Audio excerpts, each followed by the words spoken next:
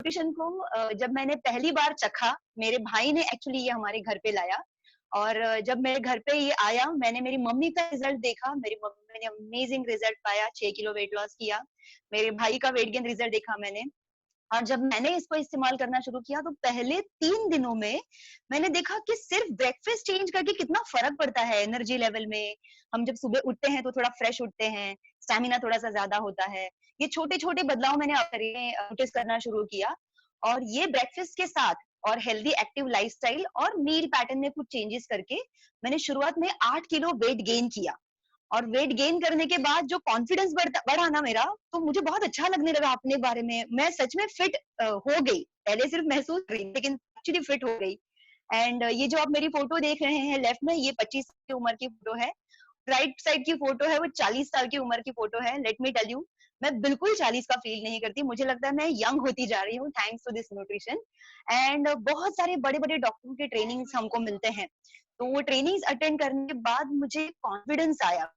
Plus मैंने मेरी mentor जो है माधवी मैम, उनको भी देखा था कि वो प्रेगनेंसी में इस न्यूट्रिशन को यूज कर रही थी and she was absolutely totally energetic. 2-2 घंटे खड़े होकर ट्रेनिंग करती थी।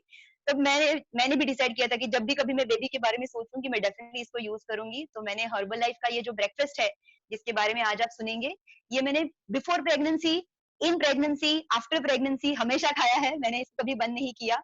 जब बच्चे को फीडिंग कर रही थी तब भी इसको इस्तेमाल कर रही थी। हमारा बेटा जब 6 महीने का था तो हमने उसको बच्चों का न्यूट्रिशन भी शुरू किया था। बच्चों का भी एक अमेजिंग ब्रेकफास्ट आता है जिसकी वजह से हमने नोटिस किया उसका हाइट, वेट और ग्रोथ, इम्यूनिटी बहुत अच्छा है।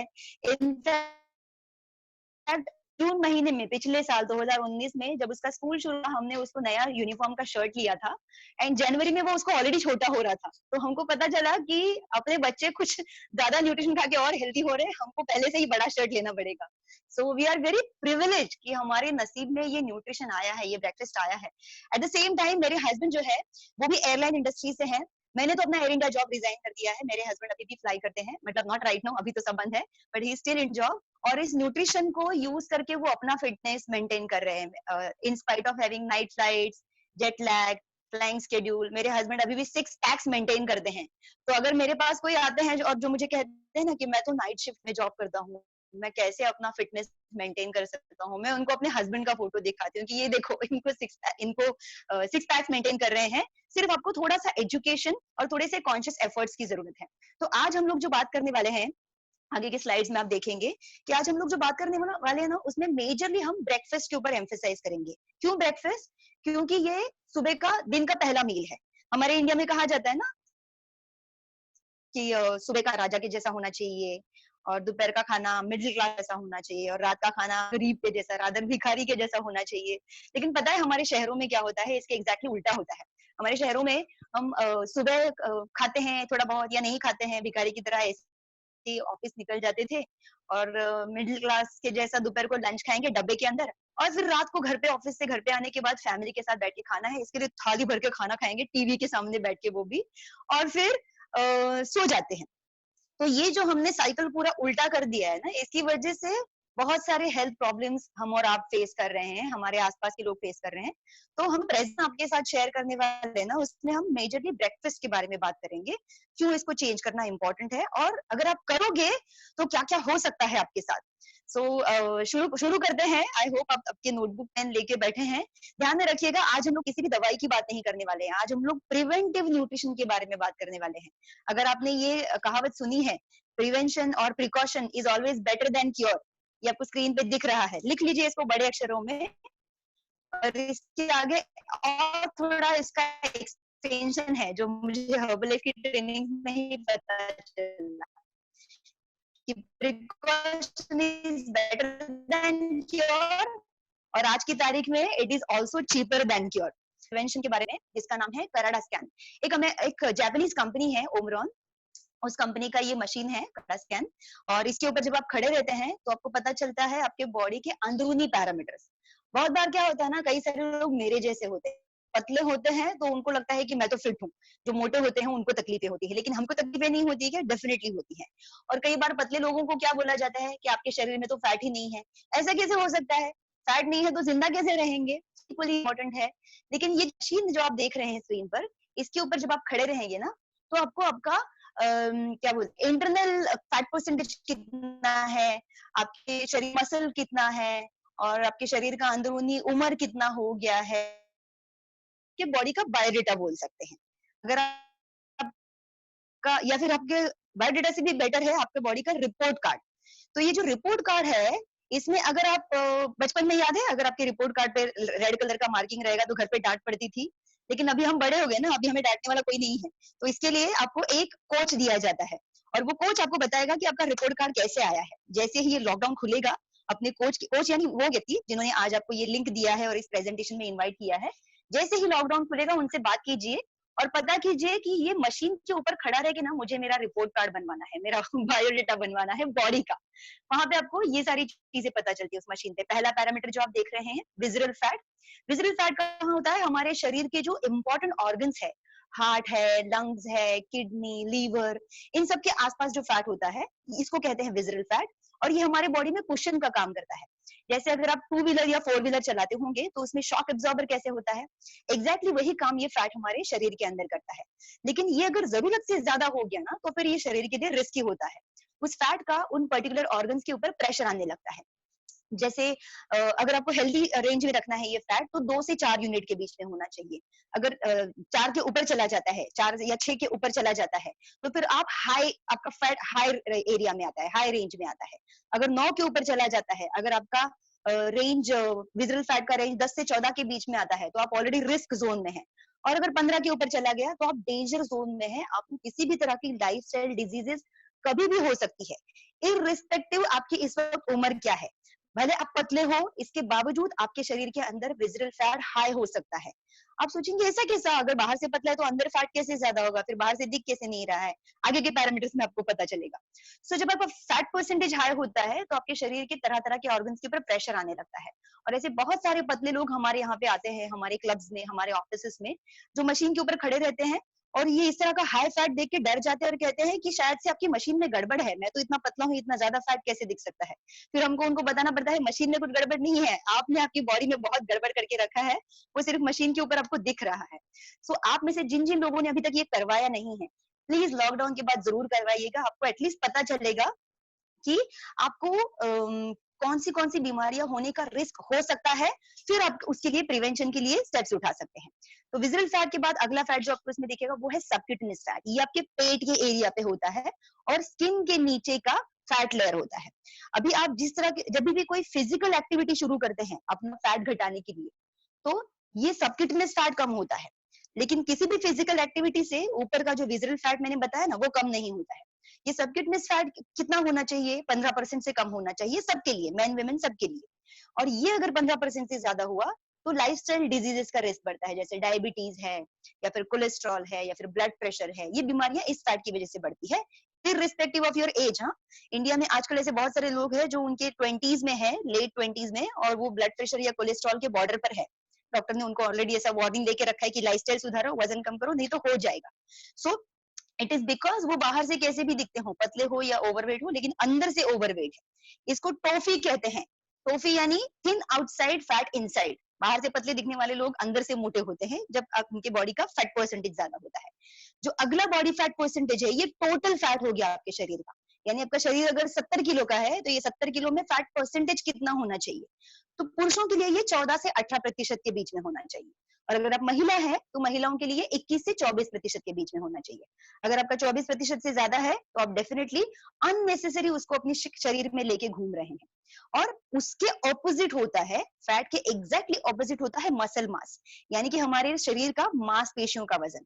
हमें मांसपेशियां रेंज में क्यों रखनी है? क्योंकि मांसपेशियां हमारे शरीर को शेप में रखने का काम करती है, हमारे बॉडी को स्ट्रेंथ देती है, मजबूती देती है। जैसे एक बिल्डिंग के कंस्ट्रक्शन में सीमेंट होता है, वैसे हमारे शरीर के कंस्ट्रक्शन में मसल मास काम करता है, हमारी बॉडी को स्ट्रेंथ देने का। तो ये पुरुषों के लिए कितना होना चाहिए? 33% से लेके 36%। और महिलाओं के लिए कितना होना चाहिए? 30% से लेके 33%। एक बात बताऊं, मैं पिछले ऑलमोस्ट 14.5-15 सालों से इस प्रोफेशन में हूँ, और हजारों लोगों का मैंने चेकअप किया है। इंडिया में प्रॉब्लम क्या है पता है? कुछ पुरुष तो मिल गए हमें इंडिया में, जिनका शायद से कभी कभी मसल मास रेंज में होता है, जो पहले से अपने शरीर का ख्याल रखते हैं। लेकिन मुझे आज तक एक भी भारतीय महिला नहीं मिली जिसका मसल परसेंटेज रेंज में हो। आप समझ रहे हैं भारतीय महिलाएं अपने शरीर को कितना इग्नोर कर रहे हैं। तो आपको सबसे पहले वो करना बंद करना है, क्योंकि अगर, और महिलाओं को मैं बता देना चाहती हूँ कि ये मसल मास मतलब वो नहीं होते हैं जैसे वो टाइगर श्रॉफ के मसल्स है, वैसे नहीं। हम सबके शरीर के जो ऑर्गन्स है, हार्ट, लंग्स, किडनी वगैरह, ये सब मसल से बने हुए हैं। तो आपकी बॉडी में अगर मसल्स कम है, इसका मतलब आपके ऑर्गन्स ऑलरेडी कमजोर है, और जहां पे जगह खाली है वहां पे हवा तो नहीं रहेगी बॉडी में, तो बॉडी ने वहां पे फैट जमा करना शुरू कर दिया होगा। और इसीलिए बहुत बार लोग बाहर से आइडियल वजन में होते हैं, लेकिन अंदर मसल कम होता है और फैट ज्यादा होता है, यानी कि सीमेंट कम होता है आपके बिल्डिंग के, बॉडी के बिल्डिंग के कंस्ट्रक्शन में, और रेत ज्यादा होता है। उस चक्कर में क्या हो जाएगा, आपका बिल्डिंग कमजोर हो जाएगा, उसमें जल्दी लीकेज सीपेज शुरू हो जाता है। अब बात करते हैं वेट के बारे में। बहुत सारे लोगों को पता ही नहीं होता है कि उनका वेट होना कितना चाहिए। कई बार लोग हमारे यहाँ पे आके कहते हैं ना, मुझे ना जितना हो सके उतना कम करके दो। फिर हमको उनको बताना पड़ता है जितना हो सके उतना मतलब क्या, अगर आपकी हाइट 160 है तो उस हिसाब से वजन होना चाहिए आपका, अगर 170 है तो उस हिसाब से होना चाहिए। तो आइए पता करते हैं आइडियल वेट कैसे कैलकुलेट करना है। अगर आप पुरुष है तो आपका जितना हाइट सेंटीमीटर में है ना, उसमें से आपको 100 माइनस करना है, उसके आसपास आपका आइडियल वजन होता है। और अगर आप महिला है, यानी कि अगर मैं मेरा हाइट ले लूं, मेरा हाइट है 163 सेंटीमीटर, तो मैं उसमें से 105 माइनस करूंगी, यानी कि 58 किलोज मेरा आइडियल वेट होना चाहिए। तो ये कैलकुलेट हम लोग कैसे करते हैं, और ये 105 ही क्यों माइनस करना है या 100 ही क्यों माइनस करना है। इमेजिन कीजिए ये जो हाइट है ना 163 सेंटीमीटर, ये मेरे हड्डियों के ढांचे की हाइट है, और ये एक स्ट्रक्चर है बोन्स का, और इस बोन्स के स्ट्रक्चर का कुछ कैपेसिटी है वजन उठाने का। जैसे एक बिल्डिंग का स्ट्रक्चर होता है और उसका कुछ कैपेसिटी होता है कि इसमें कितने माले चढ़ा सकते हैं, सेम वे हमारी बॉडी का है। तो अगर आपके स्ट्रक्चर का कैपेसिटी 58 किलो ही है उठाने का, तो आप ये नहीं सोच सकते नहीं लेकिन मुझे लगता है कि मेरे लिए 65 किलो ठीक है। आपको कितना भी ठीक लगता हो, आपके स्ट्रक्चर के लिए वो ठीक नहीं है। तो मान लीजिए अगर आप 1 किलो ओवरवेट है, नीचे जो अमूल बटर पैकेट का फोटो दिया है ना, आप सोच रहे हैं कि अमूल बटर का पैकेट क्यों रखा होगा यहाँ पे, वो आपको ये बताने के लिए है कि अगर आप 1 किलो ओवरवेट है तो ये आधा किलो का पैकेट का फोटो है। आप ऐसे 2 पैकेट अपनी बॉडी में लेके घूम रहे हैं, सिर्फ 1 किलो ओवरवेट अगर आप है तो। अगर आप सिर्फ 5 किलो ओवरवेट है तो आप ऐसे 10 पैकेट लेके घूम रहे हैं। इमेजिन कीजिए अगर आप 10, 15, 20 या 30 किलो ओवरवेट होंगे, तो आपके शरीर में आप अननेसेसरी कितने सारे बटर पैकेट लेके घूम रहे हैं, जिसका आपके शरीर में कुछ काम भी नहीं है। एंड इनफैक्ट इसका अननेसेसरी प्रेशर आता है आपकी बॉडी के ऊपर। और बहुत बार लोग क्या करते हैं मालूम है, इंडिया में स्पेशली थोड़ा बहुत नॉलेज ले लेते हैं और उनको लगता है मेरा बीएमआई ठीक ठाक है, तो मेरा बीएमआई इतना है मतलब मैं सही हूँ। अभी बीएमआई ठीक है, it's indicator of your ideal weight, लेकिन BMI is not indicator of good health. आपका बीएमआई आपको ये नहीं दर्शाएगा कि आप अंदर से कितने हेल्दी है, वो आपको सिर्फ इतना ही बताएगा कि आपका वजन सही रेंज में है, और आप अंडरवेट है या ओवरवेट है, इतना ही बताएगा आपको। अगर आप देखें इंडियन स्टैंडर्ड के हिसाब से, अगर आपका बीएमआई 23 के ऊपर चला जाता है तो आप ओवरवेट कैटेगरी में आते हैं, और अगर आपका बीएमआई 18.5 के नीचे चला जाता है तो आप अंडरवेट कैटेगरी में आते हैं, और 27.5 के ऊपर अगर चला गया तो आप ओबीस कैटेगरी में आते हैं। मतलब ओबिसिटी यानी कि आप अलग अलग तरह की बीमारियों का निमंत्रण अपने शरीर में लेके घूम रहे हैं। तो ये सिर्फ बीएमआई के ऊपर क्यों डिपेंड नहीं रहना है, सिर्फ वेट के ऊपर क्यों डिपेंड नहीं रहना है, ये फैट परसेंटेज जानना क्यों जरूरी है, तो आपको अगली स्लाइड में पता चलेगा। अगली स्लाइड में मैं आपको 2 आदमी दिखा रही हूँ, दोनों आदमियों का वजन सेम है, बीएमआई भी सेम है और हाइट भी सेम ही है। अगर इनका दोनों का बीएमआई सेम है तो आपको क्या लगता है दोनों में से कौन हेल्दी रहेगा? ऑब्वियसली जो मसल वाला आदमी है वो हेल्दी रहेगा ना। तो उसमें और इस तरफ वाले आदमी में क्या फर्क है? मसल वाले आदमी के शरीर में मसल परसेंटेज रेंज में है, और जो साइड वाला आदमी है जिसका वजन सेम है लेकिन इसके शरीर में मसल कम है और वहां पे बॉडी ने फैट जमा कर लिया है। सो आप सेम वजन के होने के बावजूद आप हेल्दी नहीं हो सकते। आपको उसके लिए आपका बॉडी कॉम्पोजिशन ध्यान में रखना पड़ेगा, आपका मसल परसेंटेज आपको रेंज में रखना पड़ेगा, हेल्दी रेंज में लाना पड़ेगा। और ये करने के लिए हम लोग क्या क्या कर सकते हैं, बहुत सारी चीजें कर सकते हैं। शुरुआत ब्रेकफास्ट से कर सकते हैं। आगे की स्लाइड्स में मैं आपको दिखाती हूँ कि हमारे फर्स्ट ऑफ ऑल बॉडी का शेप खराब क्यों होता जा रहा है इंडिया में। आप देखेंगे कि इंडिया में से बहुत सारे लोग हैं, अगर मैं आप में से भी किसी को अगर पूछूं और आपका मील प्लान लूं, अगर आपका करंट डाइट लूं, तो आप में से कुछ लोग मुझे नॉर्मल डाइट बताएंगे, मतलब आप शायद से उतना ही खा रहे होंगे जितना मैं खाती हूँ, शायद से 2 ही रोटी, कुछ लोग एक ही रोटी खाते रहेंगे, राइस खाया तो खाया, या फिर नहीं वजन कम कंट्रोल करने के चक्कर में खा ही नहीं रहे होंगे। फिर भी सोच रहे होंगे कि इतना कम खाने के बाद भी मेरा वजन क्यों नहीं कम हो रहा, मेरा वजन कंट्रोल में क्यों नहीं रह रहा। तो प्रॉब्लम कहाँ है मालूम है, इंडिया में वजन बढ़ने के कारण बदल चुके हैं। अब आपका वजन बढ़ने का कारण फूड नहीं रहा, या फिर rather I can say food quantity नहीं रहा।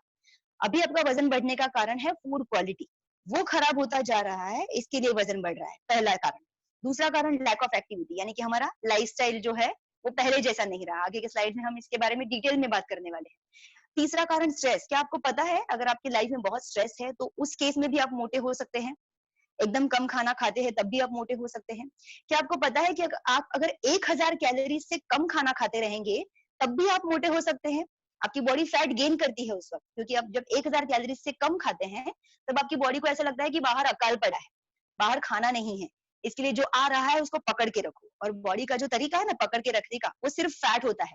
मतलब बॉडी के अंदर जो कबर्ड्स है अलग अलग, वहां पे सिर्फ फैट जमा होता है, मसल कभी जमा होता ही नहीं है। तो ये स्ट्रेस हमारे इंडिया में भी कहा जाता है कि चिंता ये चिता समान होती है, वो आपके शरीर को अंदर से खाता रहता है। और कई बार लोग स्ट्रेस के चक्कर में मोटे होते जाते हैं, ओवरवेट होते जाते हैं। आपके आपके लाइफ में अगर कुछ बहुत बड़े प्रॉब्लम्स आप फेस कर रहे हैं, जैसे इमोशनल या मेंटल तो है ही, लेकिन उसके आसपास क्या होता है, या तो बड़ी फाइनेंशियल प्रॉब्लम आप फेस कर रहे हैं, या फिर कोई मेजर लीगल प्रॉब्लम, या फिर आप खुद या आपके घर में कोई बहुत बड़ा हेल्थ प्रॉब्लम से जा रहा है। इन सब चीजों का असर हमारे शरीर के ऊपर होता है। मतलब आपका शरीर अनहेल्दी होने का कारण अब सिर्फ वजन नहीं रहा, और भी बहुत सारी चीजें हैं। At the same time India में बहुत सारे लोगों को ना एजुकेशन जो है हेल्थ के बारे में, वो ऐसा सही सोच से नहीं मिल रहा है। एंड दैट इज वाई वो थोड़ा सा इधर से इन्फॉर्मेशन दिया, वो थोड़े दिन किया फिर छोड़ दिया, फिर दूसरी जगह से इन्फॉर्मेशन लिया, वो थोड़े दिन किया फिर छोड़ दिया। उनको एक सही गाइडेंस नहीं मिल रहा है, इसकी वजह से वो क्या कहते हैं उसको भटकते जा रहे हैं, उनको सही दिशा नहीं मिल रही।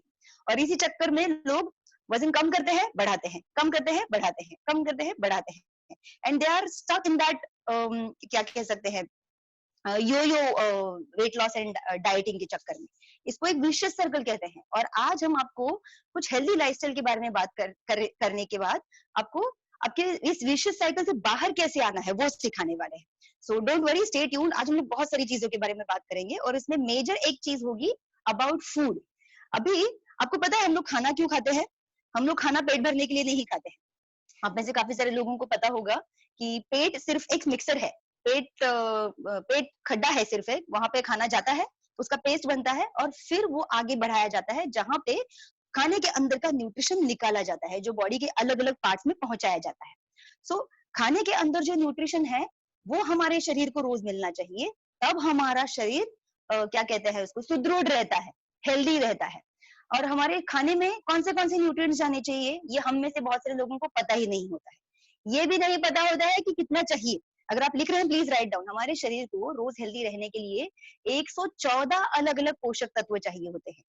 ये मैंने रोज का आंकड़ा बताया, हाँ, ये हफ्ते भर का या महीने भर का कोटा नहीं है। हर रोज हमारे शरीर को हेल्दी रहने के लिए 114 अलग अलग न्यूट्रिएंट्स चाहिए। यानी कि हमारे शरीर में ये न्यूट्रिएंट्स अलग अलग काम करेंगे जाके। हमारी आंखों के लिए अलग न्यूट्रिशन है, हमारे दांत के लिए अलग न्यूट्रिशन है, हमारे बालों के लिए अलग न्यूट्रिशन है, हमारी स्किन के लिए अलग न्यूट्रिशन है, हड्डियों के लिए अलग न्यूट्रिशन है। ऐसे अलग अलग 114 न्यूट्रिएंट्स चाहिए। और ये न्यूट्रिएंट्स हमारी बॉडी में जाके क्या करते हैं, चलिए देखते हैं। Growth and development. किसका ग्रोथ एंड डेवलपमेंट? अभी हम तो बड़े हो गए, और तो हाइट बढ़ेगा नहीं। तो हमारे शरीर में हर रोज हजारों करोड़ों पेशियां मर जाती है, नई पेशियां पैदा होती है। उन नई पेशियों की ग्रोथ एंड डेवलपमेंट के लिए रोज न्यूट्रिशन चाहिए। आप ऐसा नहीं कर सकते कि वो कहते हैं ना, an apple a day keeps doctor away. अगर आपको हेल्दी रहने के लिए रोज एक एप्पल खाना चाहिए। आजकल का पता नहीं, लेकिन ऐसे पहले कहा जाता था। और आपने अगर पूरा हफ्ता नहीं खाया, मंडे से सैटरडे, और संडे को सोच लिया चलो संडे को 7 एप्पल खा लेता हूँ, तो आप हेल्दी होंगे क्या? ये मतलब ऐसे ही हुआ कि मंडे से सैटरडे बिजी हूँ बहुत, तो नहाया नहीं, संडे को 7 बार नहा लिया। It doesn't work that way, right? We need this nutrition every day. So growth and development के लिए चाहिए, इम्यूनिटी अच्छी रखने के लिए अच्छा न्यूट्रिशन चाहिए। इसलिए आप देखेंगे मैंने मेरे प्रेजेंटेशन में, मेरे पर्सनल लाइफ में, जब मैंने ये न्यूट्रिशन ऐड करना शुरू किया, उसके पहले मेरा इम्यूनिटी बहुत खराब था। मैं 24-25 साल की उम्र तक मुझे हर साल सर्दी जुकाम होता था, साल में 8-10 बार। ध्यान से सुनिए, साल में 8-10 बार मुझे सर्दी जुकाम होता था। मुझे तरह तरह की चीजों की एलर्जी होती थी, धूल की एलर्जी, इसकी एलर्जी, उसकी एलर्जी, और मैं हर 1.5-2 महीने में जाके दवाइयां खाती थी। मैं एक पर्टिकुलर मेडिसिन शॉप की कस्टमर थी, रेगुलर कस्टमर। लेकिन जब से मैं इस न्यूट्रिशन पे आई हूँ, पिछले 14-15 सालों में भी मुझे 10 बार सर्दी जुकाम नहीं हुआ रहेगा। That kind of amazing immunity you will build अगर आपका न्यूट्रिशन अच्छा है तो। डिटॉक्सिफिकेशन, हमारे शरीर में बहुत सारे टॉक्सिन जाते हैं, हवा में से, खाने में से, पानी में से। तो ये टॉक्सिन बाहर निकलने चाहिए, अगर नहीं निकले तो बॉडी में तरह-तरह के कैंसर्स डेवलप कर सकते हैं। तो ये डिटॉक्सिफिकेशन का काम भी न्यूट्रिशन करता है। हेल्दी एजिंग, अगर आप चाहते हैं कि 25 की उम्र में लोग आपको अंकल आंटी ना बोले और 40 की उम्र में भी लोग आपको दीदी या भैया बोले, तो उसके लिए आपको आपके न्यूट्रिशन का ख्याल रखना पड़ेगा। वो ऐसा ब्यूटी पार्लर या सैलून में जाके नहीं होता है, सिर्फ अंदर से न्यूट्रिशन काम करता है उसके लिए। And then the next one is increasing energy level and vitality. India में आजकल बहुत सारे लोग हैं जिनको बीमारी कुछ भी नहीं है, लेकिन डॉक्टर के पास चले जाते हैं ये बोल के कुछ फिट नहीं लग रहा है, अच्छा नहीं लग रहा है, तो उनको एनर्जी की प्रॉब्लम होती है। पता है ये प्रॉब्लम क्यों होती है? उनके खाने में सारे न्यूट्रिएंट्स नहीं जाते हैं, इसके लिए वो ये प्रॉब्लम फेस करते हैं। और हम में से बहुत सारे लोग क्या करते हैं, न्यूट्रिशन तो देखते ही नहीं, हम हमारे खाने की चॉइस कैसे करते हैं? टेस्ट के हिसाब से। मान लीजिए आपके सामने आप किसी शादी में गए हैं बुफे में और वहां पे सैलेड काउंटर लगा है जहां पे दुनिया का सबसे बेहतरीन ऑर्गेनिक गाजर है, और सबसे एंड में डेजर्ट काउंटर लगा है जहां पे बहुत बेहतरीन टेस्टी गाजर का हलवा भी है। आपको क्या लगता है कौन से काउंटर पे ज्यादा भीड़ रहेगा? You said it right, dessert के काउंटर पे ही ज्यादा भीड़ रहेगा और गाजर का हलवा जल्दी खत्म हो जाएगा, गाजर बचा हुआ रहेगा। ऐसा क्यों होता है? क्योंकि हम हमारे ब्रेन को डिसीजन लेने ही नहीं देते फूड का। हमारे फूड का डिसीजन कौन लेता है? ये जो मुंह के अंदर 3 इंच की जबान है ना, इसको हम लेने देते हैं कि इसको अच्छा लगेगा क्या, गाजर नहीं, गाजर का हलवा, तो हम लोग गाजर का हलवा खाते हैं। लेकिन क्या आपको पता है गाजर के अंदर होता है विटामिन ए, और एक गाजर के अंदर होंगे शायद से 100 से 125 कैलोरीज डिपेंडिंग ऑन साइज। जब आप कच्चा गाजर सैलेड में चबा के खाते हैं तो उसको चबाने में, इसको पचाने में वो सारी 100 125 कैलोरीज खर्चा हो जाती है, और उसके अंदर का सिर्फ विटामिन ए शरीर को मिलता है। इसीलिए आप जब गाजर खाते हैं तो आपका वेट कंट्रोल में रह सकता है, क्योंकि आपने कैलोरीज पाइल अप नहीं किया बॉडी में। लेकिन उसी गाजर का आप गाजर का हलवा बनाइए तो आप उसमें शुगर मिलाएंगे, घी मिलाएंगे और पता नहीं दूध, मावा और ड्राई फ्रूट्स और क्या क्या मिलाएंगे, और 100 कैलोरी के गाजर का बनाएंगे 500 कैलोरी का हलवा। और फिर 3 4 चम्मच खाने के बाद भी लोगों को ऐसा लगता है अरे इतना सा तो गाजर का हलवा खाया था, आधा किलो वजन कैसे बढ़ गया? तो इट इज नॉट बिकॉज आपने सिर्फ इतना सा गाजर का हलवा खाया था, वो इतने से गाजर के हलवे में बहुत सारा कैलोरीज पाइल अप किया था इसके लिए। अभी जो थोड़ी देर पहले मैंने आपको न्यूट्रिएंट्स के बारे में बताया था, 114 पोषक तत्व आपके शरीर में जाने चाहिए।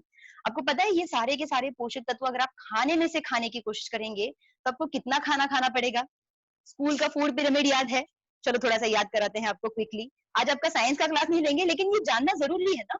आप में से बहुत सारे लोगों को पता होगा कि आपके मोबाइल का कैमरा कितना मेगापिक्सल का है, आपके मोबाइल में रैम कितना है, आपके मोबाइल मोबाइल का स्टोरेज कितना है। लेकिन क्या आप में से कितने लोगों को पता है कि आपके इंटेस्टाइन का लेंथ कितना है, आपकी आंखों के लिए कौन सा न्यूट्रिशन लगता है, आपके बॉडी में कैल्शियम क्या क्या काम करता है? आप में से कितने लोगों को ये पता होगा? मैं क्या आपको पूछ रही हूँ, खुद मुझे भी पता नहीं था ये सारा पहले। लेकिन जब मैंने वेलनेस टॉक्स में और अलग अलग तरह के एजुकेशनल प्रोग्राम्स में आना शुरू किया तो मुझे पता चला कि मेरा शरीर मेरे पास जिंदगी भर रहने वाला है, और ये एक ही है, इसका कोई रिप्लेसमेंट गारंटी वारंटी नहीं मिला है। तो मुझे इसका ही ख्याल रखना पड़ेगा। मोबाइल खराब हो गया तो दूसरा जाके खरीद सकते हैं, बट बॉडी का रिप्लेसमेंट नहीं मिलने वाला है। तो माइट एज वेल लर्न कि ये फूड पिरामिड क्या कहता है। ये 114 पोषक तत्व अगर आप आपके घर के खाने में से खाने जाएंगे तो आपको दिन में कम से कम 6 से 11 कार्बोहाइड्रेट्स के फूड्स खाने पड़ेंगे, यानी कि starchy foods, bread, serial, rice, pasta, इस तरह के फूड ग्रुप्स दिन में 6 से 11 सर्विंग्स। ये एक आदमी का खाना बता रही हूँ मैं, एक आदमी को इतना खाना पड़ेगा। इतना ही नहीं है, और है आगे। फिर आपको 2 से 4 अलग-अलग फ्रूट्स खाने पड़ेंगे। 3 से 5 अलग-अलग सब्जियां खानी पड़ेंगी। एक दिन की बात कर रही हूँ, एक हफ्ते की बात नहीं कर रही। 2 से 3 मिल्क, योगर्ट, चीज ग्रुप यानी कि हेल्दी फैट वाले फूड आइटम्स खाने पड़ेंगे।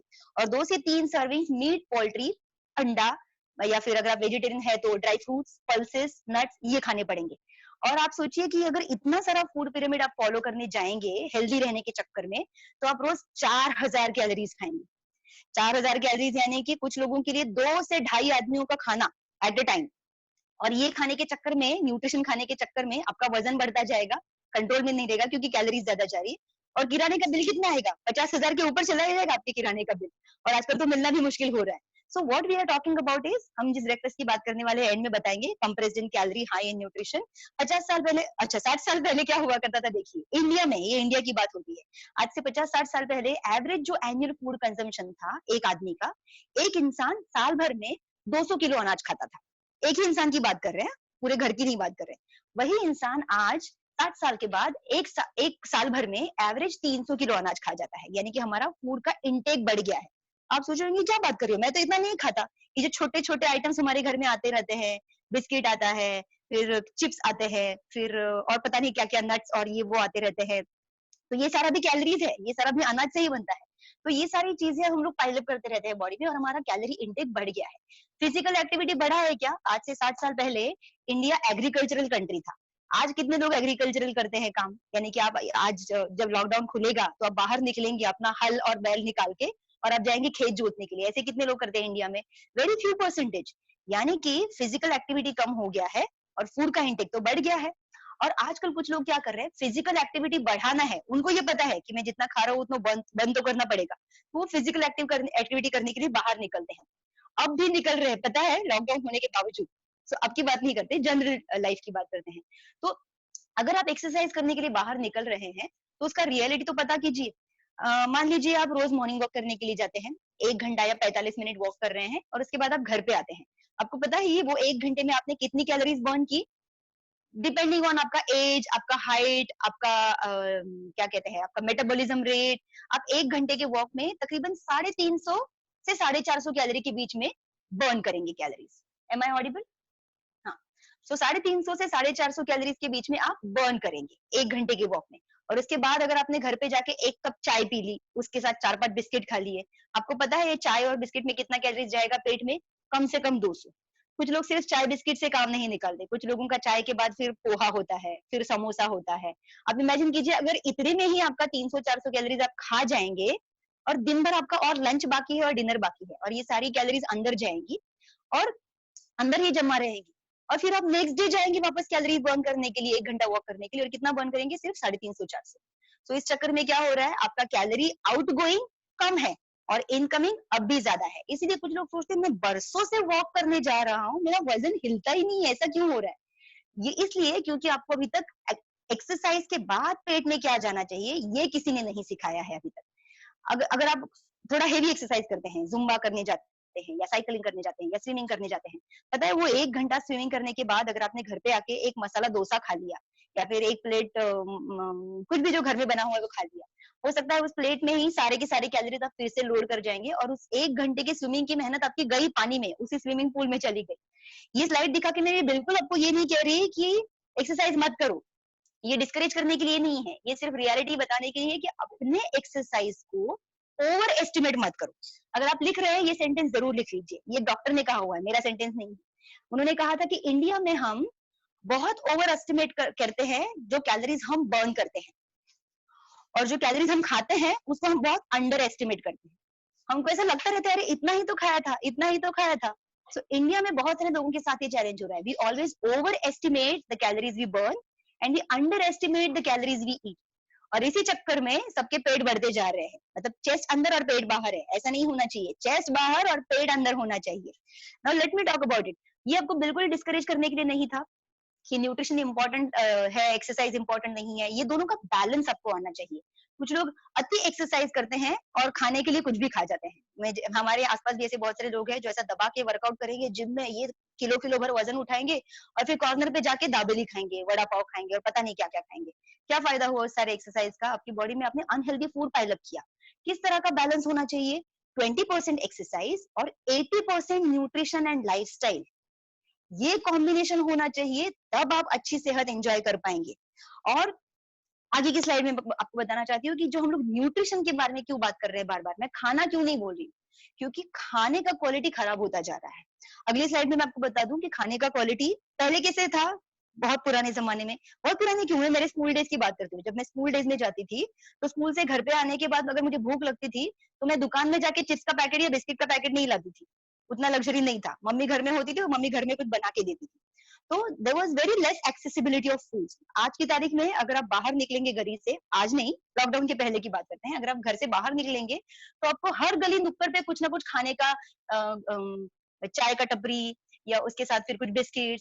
मेरे यहाँ पे, मेरे घर के बाहर तो खाऊ गली है, वहां पे उस गली के नाके पे 3 कॉर्नर पे 3 अलग अलग ये है। एक जगह पे चाट के 2 गाड़ियां हैं, एक जगह पे सैंडविच की गाड़ी और एक जगह पे वड़ा पाव की गाड़ी है। तो मतलब वहां से गुजरने वाला आदमी भूखा नहीं भी रहे ना तो भी सिर्फ उसकी खुशबू सूंघते हुए चला जाए और वहां से पैकेट लेके अपने घर चला जाता है। सो फूड का एक्सेसिबिलिटी पहले बहुत कम था, आज बहुत ज्यादा है। उसकी वजह से क्या हो रहा है कि भूख ना भी लगी हो ना तब भी हम लोग खाना खा लेते हैं। I give you an example. आप मूवी देखने अगर गए होंगे कभी, घर से खा के भी गए होंगे ना, तब भी लोग मूवी के टाइम पे इंटरवल में जाके पॉपकॉर्न क्यों खरीदते हैं? भूख तो नहीं है ना। और आपको पता है मॉल्स में आजकल वो पॉपकॉर्न्स मिलते हैं 3 अलग-अलग साइज़ के, स्मॉल, मीडियम, लार्ज। आप स्मॉल लो तो भी खा जाओगे, मीडियम लो तो भी खा जाओगे और लार्ज वाला लो तो भी पूरा खत्म कर दोगे। छोड़ के आते हैं क्या? नहीं, राइट?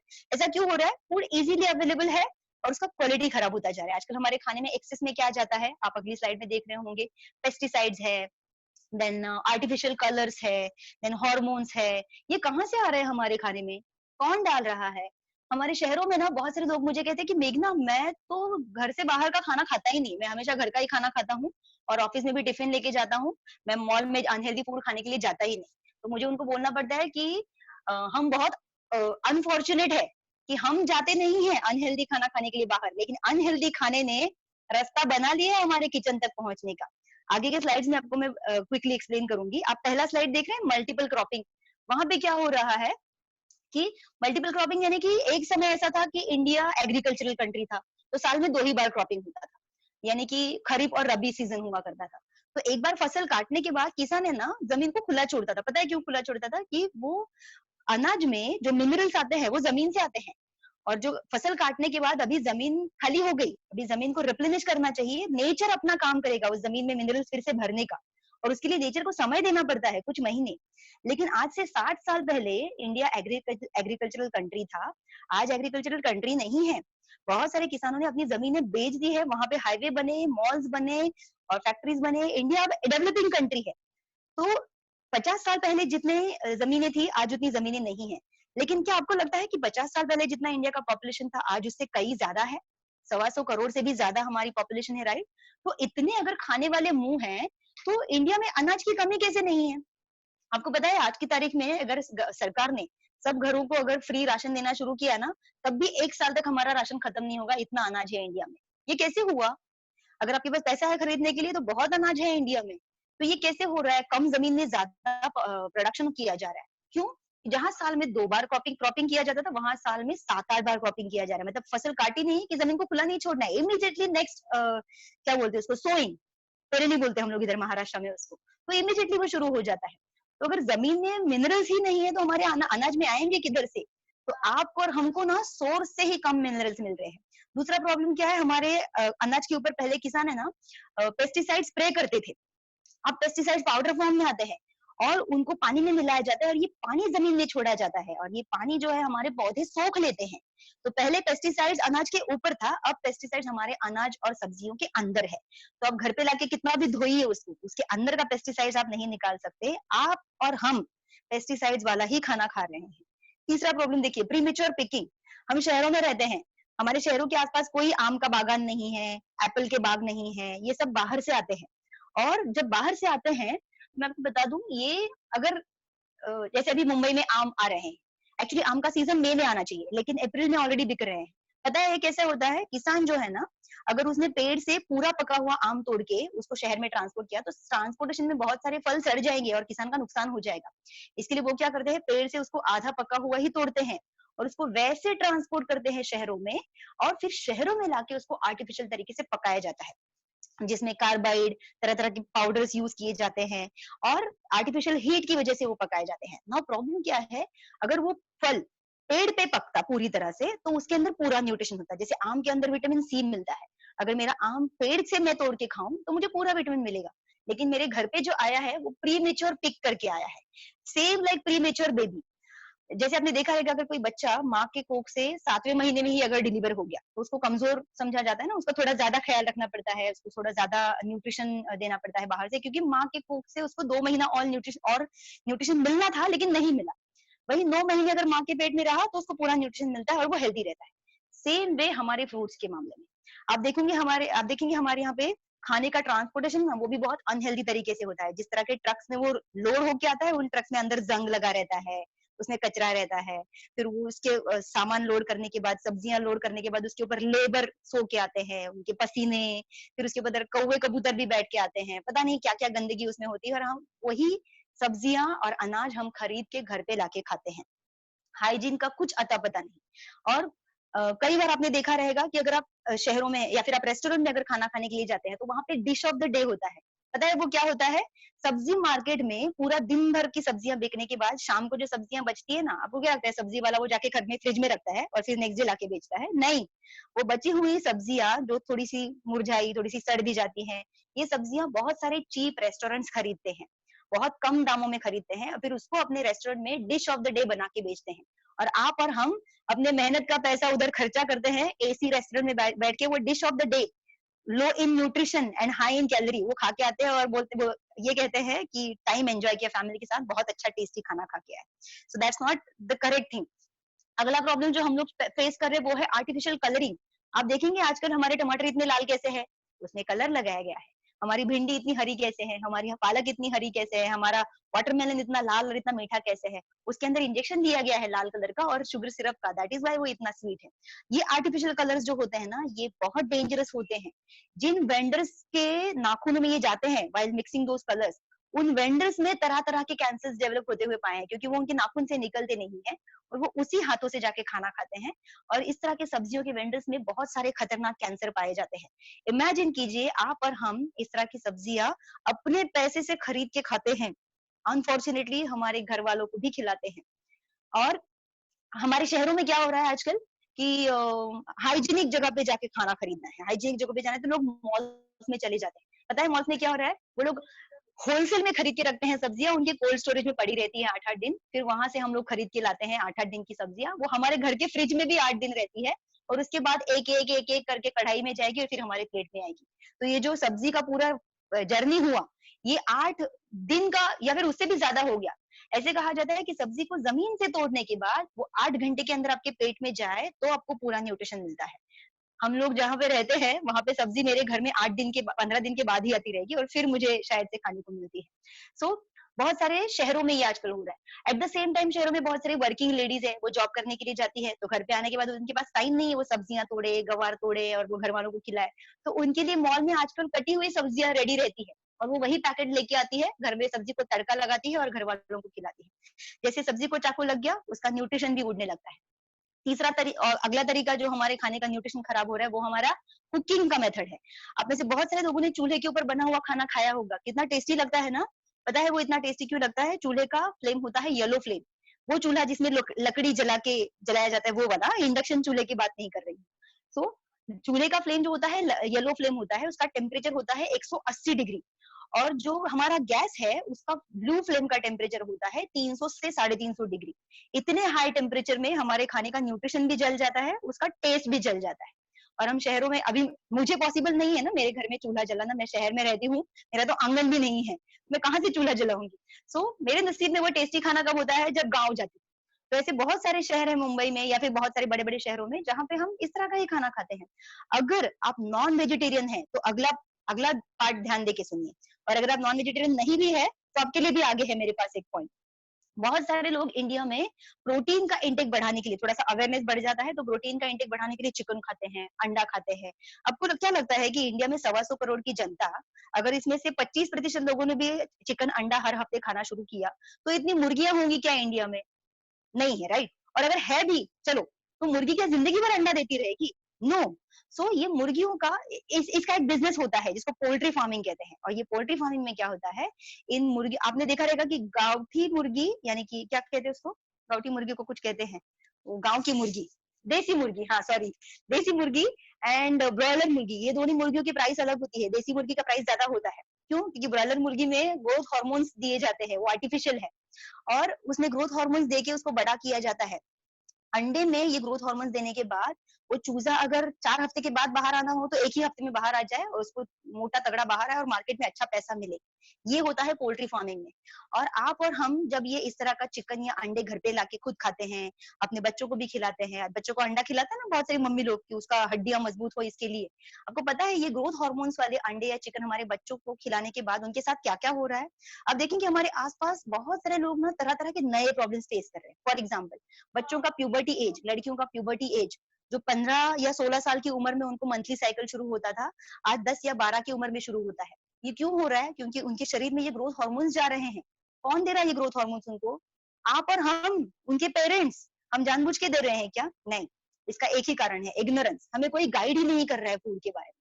दूसरा प्रॉब्लम, बहुत सारे यंग कपल्स है आजकल जिनको कंसीव करने में बहुत मुश्किल हो रही है। और आप देखेंगे हमारे आसपास बहुत सारे फर्टिलिटी सेंटर्स बढ़ते जा रहे हैं। ये क्यों बढ़ते जा रहे हैं?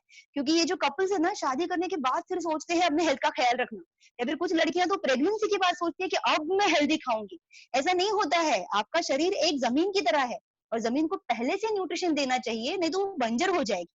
How will you conceive a healthy baby if you are not giving good food to your body, not giving healthy food to your body? So this is another problem that a lot of young couples are facing हमारे India में। अगला problem, आप में से कुछ लोग सोच रहे हैं, हाँ अच्छा हो गया, मैं नॉनवेज नहीं खाता। तो आप अगर वेजिटेरियन है तो आपके लिए भी मेरे पास एक बैड न्यूज है। बैड न्यूज ये है कि हमारे इंडिया में बहुत सारे लोग ना, मतलब ऑलमोस्ट हर घर में दूध होता है, ऑलमोस्ट हर घर में। आपको पता है क्या, इंडिया में पहले दूध का बिजनेस नहीं होता था। जिसको दूध चाहिए ना, वो हर कोई अपने घर में गाय पालता था और अपने उसी गाय का दूध निकाल के घर के बच्चों को पिलाया जाता था। आज की तारीख में इतना पॉपुलेशन बढ़ गया है कि आप और हम हमारे आंगन में गाय नहीं पाल सकते। It is practically not possible. लेकिन डिमांड तो है। इंडिया में जब व्हाइट रिवोल्यूशन हुआ था, तो क्या हुआ था कि फिर बहुत सारी कंपनियों ने सोचा कि अब हम इंडिया को हेल्दी बनाएंगे, उनको हेल्दी दूध पिला के उनकी हड्डियां मजबूत कराएंगे। और उन्होंने एडवर्टाइजमेंट करना शुरू किया टीवी पर कि अगर आप एक गिलास दूध पिएंगे तो आपको बहुत सारा कैल्शियम मिलेगा और आपकी हड्डियां मजबूत होंगी। क्या आपको ये पता है कि एक गिलास दूध में जितना कैल्शियम मिलता है, उससे ज्यादा कैल्शियम आपको एक गिलास ऑरेंज जूस में मिलेगा? मुझे भी नहीं पता था। क्यों नहीं पता था? क्योंकि हमारा नॉलेज, हमारा एजुकेशन सिर्फ टीवी तक सीमित है। टीवी और अभी थोड़ा सा इंटरनेट। लेकिन हम लोगों को जो जानना चाहिए और जिसके लिए एक्शन लेना चाहिए, वो हम तक कभी नहीं पहुंचता, या फिर हमें गाइड करने वाला कोई नहीं होता। अब अगर आप ये दूध पीने जाएंगे, ये जो व्हाइट रिवोल्यूशन हुआ था इंडिया में, क्या हुआ था एग्जैक्टली बताऊं? 125 करोड़ की जनता, और अगर हम में से 70% लोग भी अगर रोज दूध खरीदते हैं घर में, और उसका दही बनाते हैं, उसका घी बनाते हैं, और पता नहीं छाछ बनाते हैं, all this things are made. क्या लगता है इंडिया में इतनी गायें हैं क्या 125 करोड़ की जनता को दूध देने के लिए? नहीं है। इंडिया की जो देसी गाय होती है ना, उसका दूध देने का कुछ कैपेसिटी होता है, मे बी 10-12 लीटर सिर्फ। लेकिन इंडिया में करोड़ों लीटर दूध लगता है। तो ये देसी गाय से ज्यादा दूध निकालने के लिए उनको तरह तरह के इंजेक्शन जाते हैं। मतलब इसके ऊपर तो बहुत बड़ी बड़ी डॉक्यूमेंट्रीज बनी है, आप सर्च कर सकते हैं जाके। आपको बहुत बुरा लगेगा, जिस गाय को हम हमारे संस्कृति में गौ माता कह के पूजा जाता है, उसके ऊपर कितना अत्याचार होता है, सिर्फ क्योंकि दूध का बिजनेस करना है। अभी ये बहुत सारी कंपनियां हैं, इन्होंने अपनी खुद की गाय खरीद के उनको पालना या दोहना नहीं शुरू किया था। उन्होंने अलग अलग तबेलों को टारगेट दिया कि आपके तबेले से हमको 100 लीटर दूध चाहिए, आपके तबेले से 200 चाहिए। फिर ये दूध लेके वो अपनी फैक्ट्री में लेके जाके सिर्फ पैस्चराइज करते हैं, पैकिंग करते हैं, और थोड़ा ज्यादा भाव बना के मार्केट में बेचते हैं। तो अभी ये कंपनी को टारगेट समझ में आता है, तबेले वाले को भी टारगेट समझ में आता है। गाय को टारगेट समझ में आता होगा क्या? No right. तो तबेले वाला क्या करता है, अगर उसकी गायों से उसको मिला 80 लीटर दूध, लेकिन उसको कंपनी में देना है 100 लीटर दूध, तो वो उसमें पानी तो नहीं मिला सकता, दूध पतला हो जाएगा, पकड़ा जाएगा। तो वो उसमें तरह तरह की चीजें मिलाता है, shampoo, urea, chalk powder, chalk यानी वो जो बोर्ड पे व्हाइट बोर्ड, ब्लैक बोर्ड पे चॉक यूज करते हैं ना, उसका पाउडर। ये चीजें हमारे दूध में मिलाई जाती है ताकि उसका डेंसिटी भी बना रहे और क्वांटिटी बढ़ जाए। 80 का 100 लीटर बना के फिर कंपनी में भेजा जाता है, और आप और हम घर में लाके, एक्चुअली इंडिया में दूध को पूर्णान्न कहा जाता था, अब वो जहर हो गया है। It is a slow poison, stop giving it to your kids. आपको इमीडिएटली बंद करना चाहिए। अगला प्रॉब्लम हमारी आने वाली जनरेशन का, उनके आसपास बहुत सारा पैकेज फूड है। जब से मॉल्स आए हैं इंडिया में, हमारे बच्चों का हेल्दी खाने का जो हैबिट्स है वो और खराब होता जा रहा है। क्यों? क्योंकि उनको टीवी पे वो चमकीले पैकेट्स दिखते हैं, and then they are attracted, they want to buy it, they want to use it. और हम पेरेंट्स, हमको तो न्यूट्रिशन लेवल भी पढ़ने को नहीं आता, एंड हम ऐसे ही खरीद के उनको दे देते हैं। हमको पता भी नहीं होता है कि उस न्यूट्रिशन लेवल के ऊपर लिखी हुई कितनी सारी चीजें हमारे बच्चे के लिए या हमारे शरीर के लिए हार्मफुल हो सकती है। ये एजुकेशन कौन देगा आपको और हमें? हमको खुद जाके ये करना पड़ेगा, हमको खुद जाके ये सीखना पड़ेगा।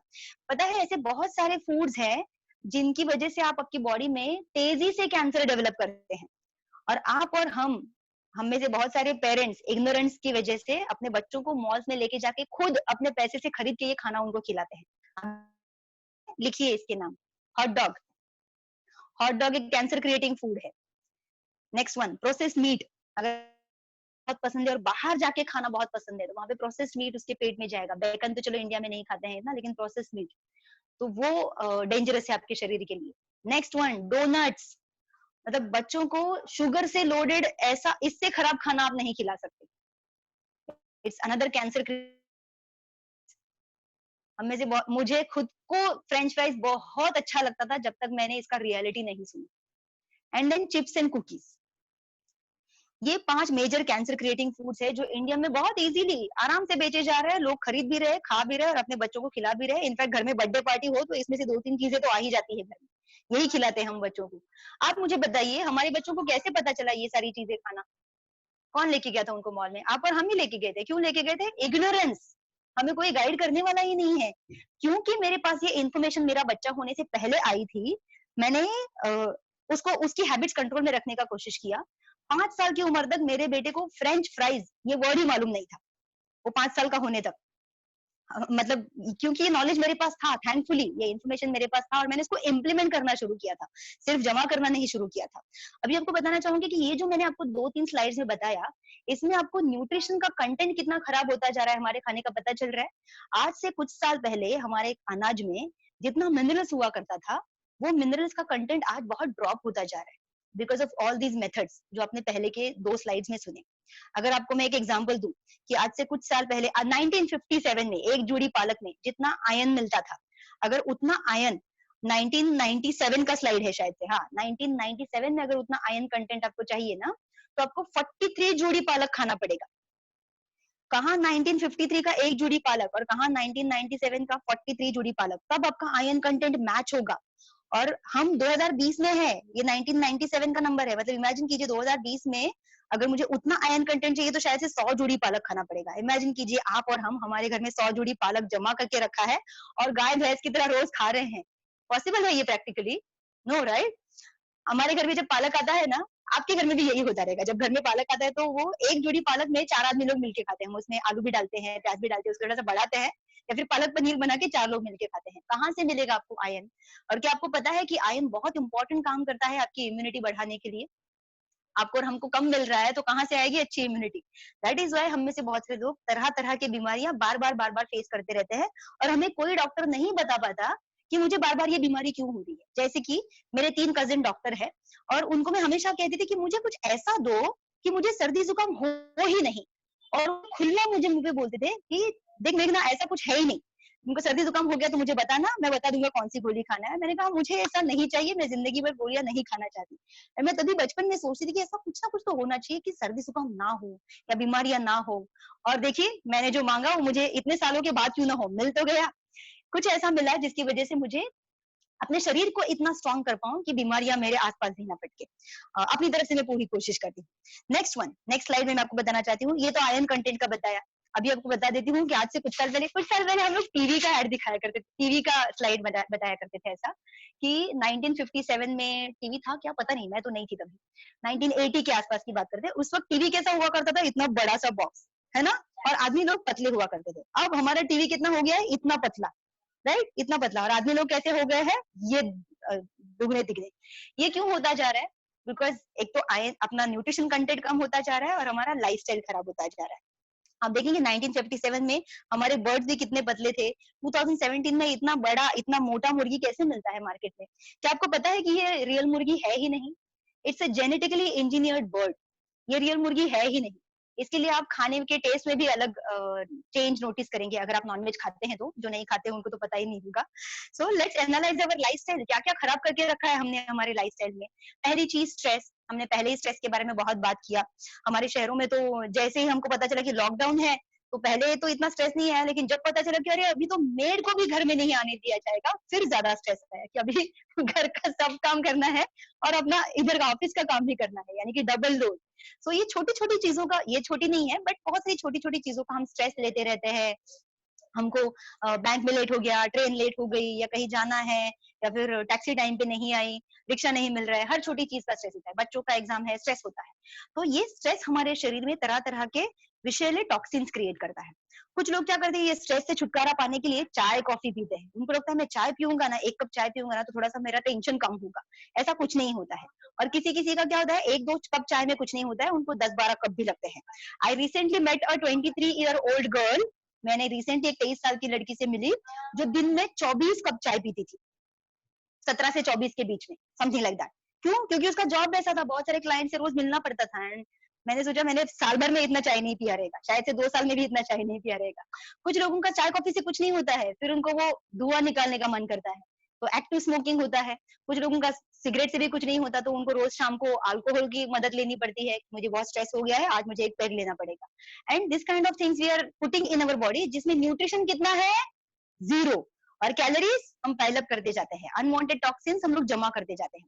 प्लस ये जो अगला पिक्चर है स्वीट्स का, India is a land of festivals.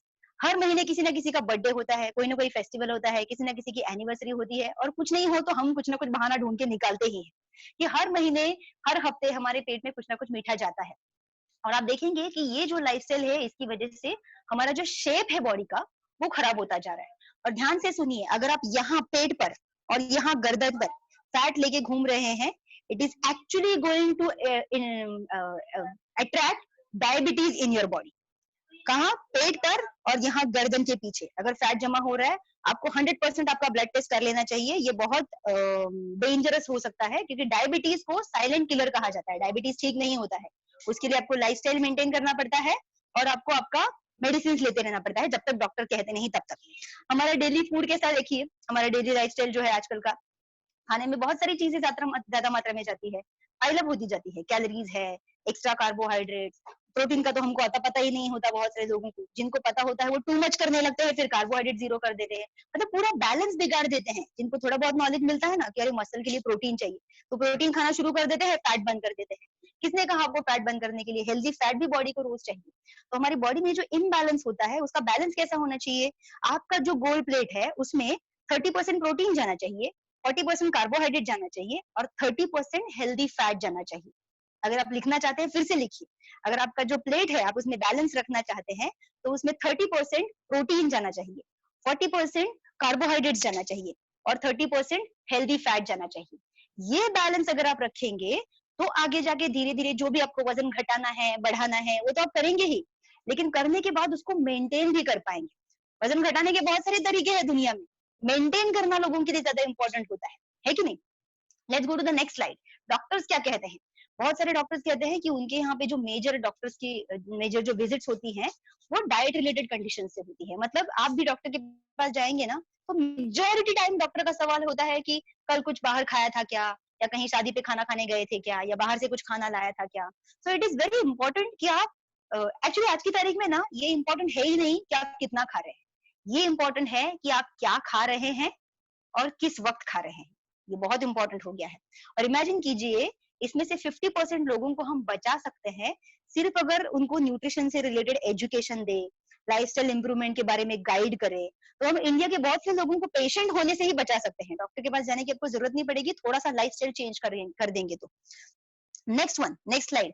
World Health Organization के कुछ डरावने स्टेटिस्टिक्स हैं, लेकिन हम इसको इग्नोर नहीं कर सकते। ये जो 5 मेजर किलर डिजीजेस है दुनिया भर में, इंडिया में तो इनका नंबर बढ़ता जा रहा है। जैसे डायबिटीज, अगर आप डायबिटीज की बात करें, इंडिया में इतने डायबिटीज पेशेंट्स है कि अगर हमने इसको कंट्रोल नहीं किया ना, तो बहुत जल्दी इंडिया डायबिटिक कैपिटल बन जाएगा दुनिया का। और ये बहुत अभिमान वाली बात है नहीं। हम चाहते हैं कि हमारे देश के लोगों को ज्यादा हेल्दी कैसे रहना ये सिखाए, और ये हेल्दी रहने में आपको सही ब्रेकफास्ट हेल्प करेगा। अगर आपका नाश्ता सही है, दिन की शुरुआत सही है, तो आगे बहुत सारी चीजें सही हो सकती है।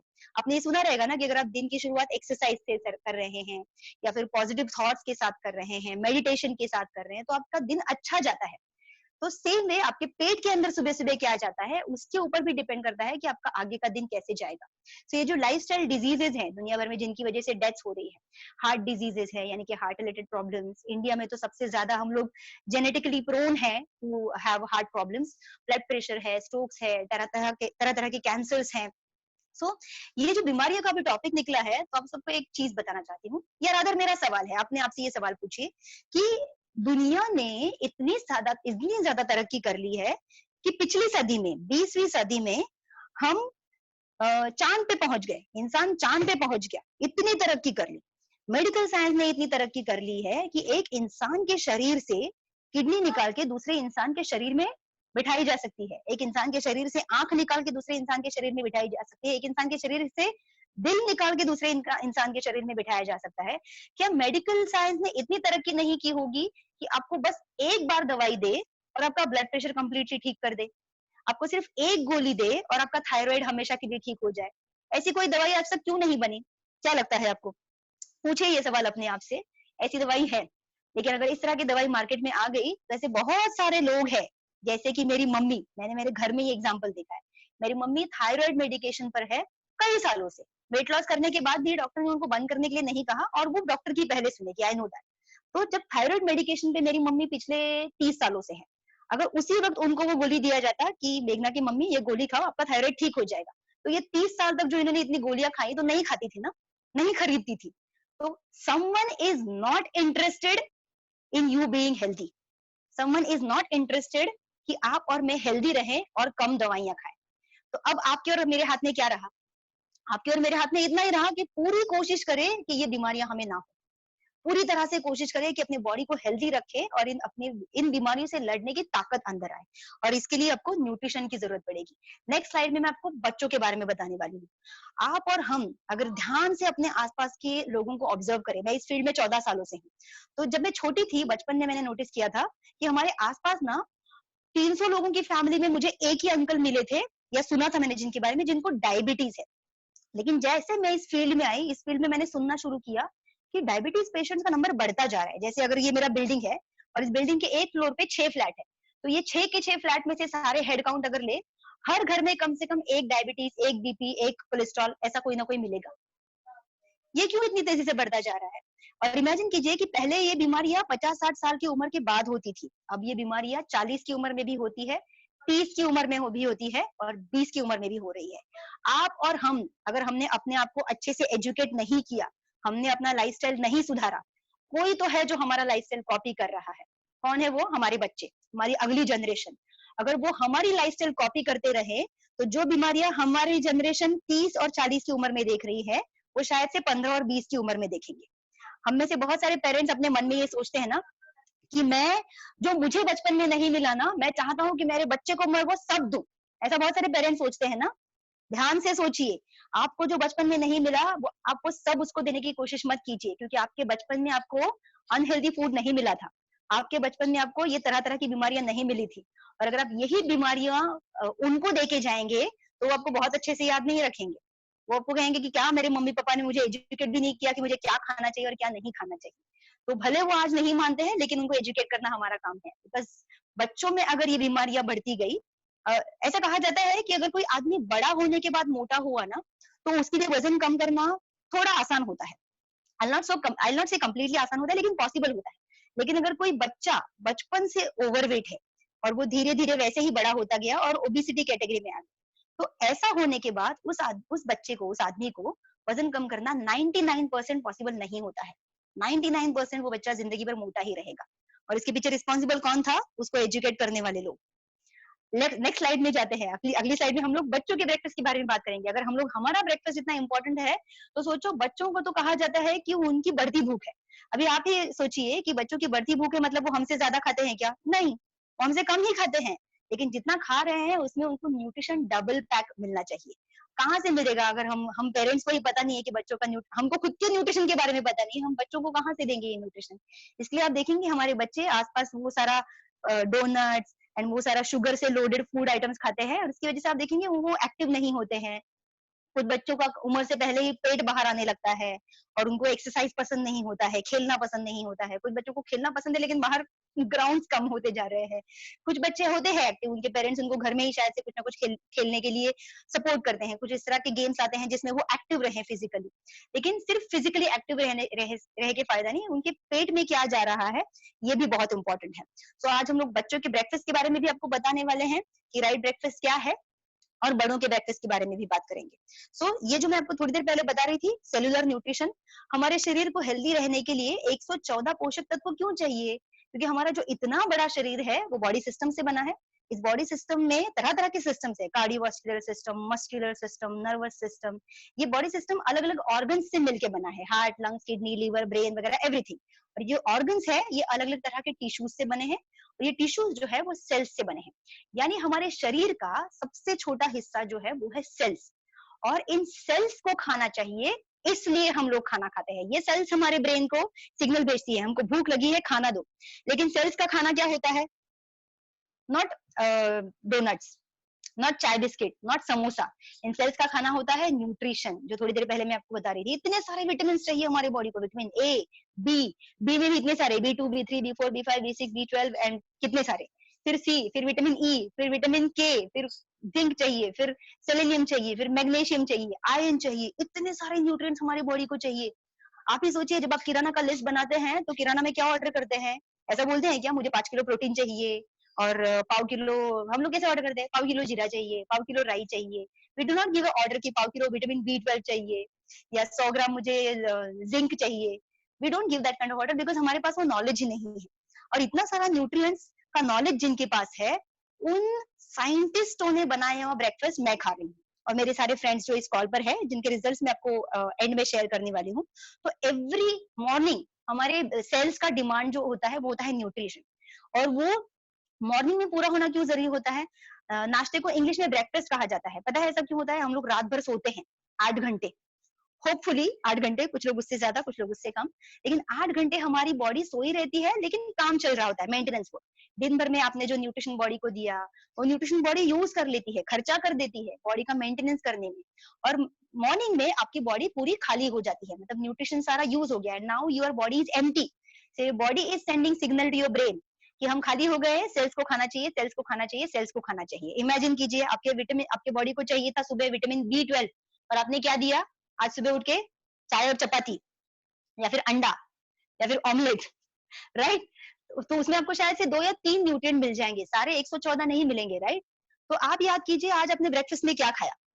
अगर आपने आज ब्रेकफास्ट में अंडा खाया है तो आपको सिर्फ थोड़ा सा प्रोटीन मिला रहेगा, लेकिन इसके साथ अनहेल्दी फैट भी गया होगा। अगर आज अपने ब्रेकफास्ट में से इडली खाया है तो आपको सिर्फ कार्बोहाइड्रेट्स मिले, आपका प्रोटीन किधर गया? या फिर थोड़ा सा प्रोटीन मिला और बाकी के न्यूट्रिएंट्स कहाँ गए? जिंक मिला क्या आपको? आयरन खाया क्या आज आपने? विटामिन सी खाया क्या आज आपने? तो ये आपको सुबह मिला कि नहीं, आप कैसे देखेंगे? लेकिन आपकी बॉडी को तो यही सारा चाहिए था दिन की शुरुआत करने के लिए। So your day should start with ideal breakfast. और अगर आप इस तरह का ब्रेकफास्ट खाएंगे जो आप अभी स्क्रीन पे देख रहे हैं, कि इंडिया में पहले भी इसी तरह का ब्रेकफास्ट खाया जाता था। बच्चों का थोड़ा सा एडवांस दिख रहा है, आजकल हम लोग बच्चों को थोड़ा सा नए जमाने का ब्रेकफास्ट खिलाते हैं, cornflakes and bread and jam and क्या है वो, ओट्स। मुझे याद है मेरे बचपन में मेरी मम्मी मुझे चपाती और सब्जी खिलाती थी। तो और उस वक्त ना ये नाश्ता चल जाता था। आज ये नाश्ता नहीं मैच होगा। क्यों मैच होगा? क्योंकि लाइफस्टाइल चेंज हो गया है। I cover that letter. तो 3 तरह के ब्रेकफास्ट है जो इंडिया में खाए जाते हैं, जो ये जो आप स्क्रीन पे भी देख रहे हैं, कार्बोहाइड्रेट बेस्ड ब्रेकफास्ट। इंडिया में बरसों से, बिकॉज हम एग्रीकल्चरल कंट्री है, इसके लिए बरसों से हम कार्बोहाइड्रेट वाला ब्रेकफास्ट खाते हैं। कार्बोहाइड्रेट्स यानी कि अनाज का हर वो दाना जो सिंगल दाना है, जैसे कि चावल है, गेहूं है, मक्का है, ये सारे कार्बोहाइड्रेट्स है। और ये कार्बोहाइड्रेट वाला दाना जब आप, कार्बोहाइड्रेट वाला ब्रेकफास्ट जब आप खाते हैं तो ये बॉडी में जाके क्या करता है? ग्लूकोज में कन्वर्ट होता है। ग्लूकोज यानी ब्लड शुगर, और आपके ब्लड का शुगर लेवल ऊपर चला जाता है, नॉर्मल के ऊपर चला जाता है। जब आपका ब्लड शुगर लेवल नॉर्मल के ऊपर चला जाता है तो आपके शरीर में ये ऑर्गन होता है पैनक्रियाज। देख रहे हैं आप स्क्रीन पर? पैनक्रियाज नाम का एक ऑर्गन हम सबके शरीर में होता है, वो हमारे शरीर में इंसुलिन जनरेट करता है। पता है ये ऑर्गन कितना छोटा होता है? इतना छोटा, आपके अंगूठे के बराबर। तो इतना छोटा ऑर्गन हमारे पूरे शरीर का शुगर नॉर्मल रखने के लिए मेहनत करता है। लेकिन आपने तो आपके बॉडी में बहुत ज्यादा कार्बोहाइड्रेट लोड किया, शुगर ज्यादा हो गया, और फिर आपने बैठ के काम किया, फिजिकल मेहनत नहीं किया, तो वो शुगर खर्चा नहीं हुआ, तो आपका शुगर लेवल है हाई। आपके पैनक्रियाज की फैक्ट्री में ज्यादा इंसुलिन प्रोड्यूस करना पड़ता है, तो आपके पैनक्रियाज के ऊपर लोड आने लगता है। आपकी जो पैनक्रियाज की फैक्ट्री है वो जल्दी बंद होने के चांसेस होंगे, क्योंकि आप रोज उससे ये काम करवा रहे हैं, वो भी एक बार नहीं, 2 बार नहीं, 3 बार। सुबह का नाश्ता कार्बोहाइड्रेट, दोपहर का खाना कार्बोहाइड्रेट, रात का खाना कार्बोहाइड्रेट, शाम को भी अगर कुछ स्नैकिंग खा लिया वो भी कार्बोहाइड्रेट। तो आप उस फैक्ट्री के ऊपर ज्यादा लोड दे रहे हैं ना, इंसुलिन चाहिए, इंसुलिन चाहिए, इंसुलिन चाहिए। तो इस तरह का नाश्ता अगर आप खाते रहेंगे रोज, तो एक दिन वो फैक्ट्री बंद हो जाएगी और उसका कोई बैकअप नहीं है। जिस दिन आपकी इंसुलिन की फैक्ट्री बंद हो गई, उस दिन आपके डॉक्टर आपको बाहर से गोली लेने के लिए कहेंगे कि अब आप ये गोली खाओ, अब आपका शुगर हाई हो गया है। कहाँ से हुई शुरुआत? सुबह के नाश्ते से। तो आप में से कुछ लोग सोचेंगे, अच्छा सुबह के नाश्ते से होती है, अच्छा हो गया मैं सुबह नाश्ता ही नहीं करता। आप और भी खराब सिचुएशन में हैं। अगर आप नाश्ता ही नहीं करते तो आप आपके दिन की शुरुआत है ना लो शुगर से करते हैं। अगर आप लो शुगर से नाश्ता कर रहे हैं, या अगर आप लो शुगर से नाश्ता कर रहे हैं, लो शुगर से दिन की शुरुआत कर रहे हैं, तो फिर आप लो एनर्जी से दिन की शुरुआत करेंगे, और फिर आगे जाके आप कार्बोहाइड्रेट वाला ही खाना खाएंगे, तो सेम साइकिल आपके बॉडी में थोड़ा सा लेट शुरू होगा। तो ये इस तरह के नाश्ते अगर आप खाते रहेंगे तो आपको आज या कल, अभी या देरी से डायबिटीज जैसी बीमारी आपकी बॉडी में अट्रैक्ट होनी ही होनी है। तो किस तरह का नाश्ता जाना चाहिए आपके पेट में, जो ये सारे क्राइटेरिया पूरे करे, आपके बॉडी को सारे के सारे न्यूट्रिएंट्स दे, जो 114 न्यूट्रिएंट्स मैंने आपको कहे, आपके बॉडी को प्रोटीन सोर्स का एनर्जी दे, कार्बोहाइड्रेट वाला नहीं, क्योंकि प्रोटीन सोर्स का एनर्जी ज्यादा लंबे समय तक रुकता है। आपके कोच आपको इसके बारे में डिटेल में सिखा सकते हैं, क्योंकि इसका डिटेल में क्लास भी होता है कि प्रोटीन सोर्स का एनर्जी ही क्यों अच्छा होता है। देन पानी होना चाहिए आपके बॉडी में, रोज सुबह उठने के बाद पानी जाना चाहिए, और एक ऐसा नाश्ता जो आपके शुगर लेवल को नॉर्मल रेंज में रखने का काम करे। इस तरह का नाश्ता आपको कहाँ पे मिलेगा? अगर ऐसा नाश्ता हमारे किचन में होता तो हम सब हेल्दी होते ना, लेकिन ऐसा नाश्ता एक किचन में है, और वो किचन हमने अपना लिया है, और उस किचन का नाम है हर्बल लाइफ न्यूट्रिशन का किचन।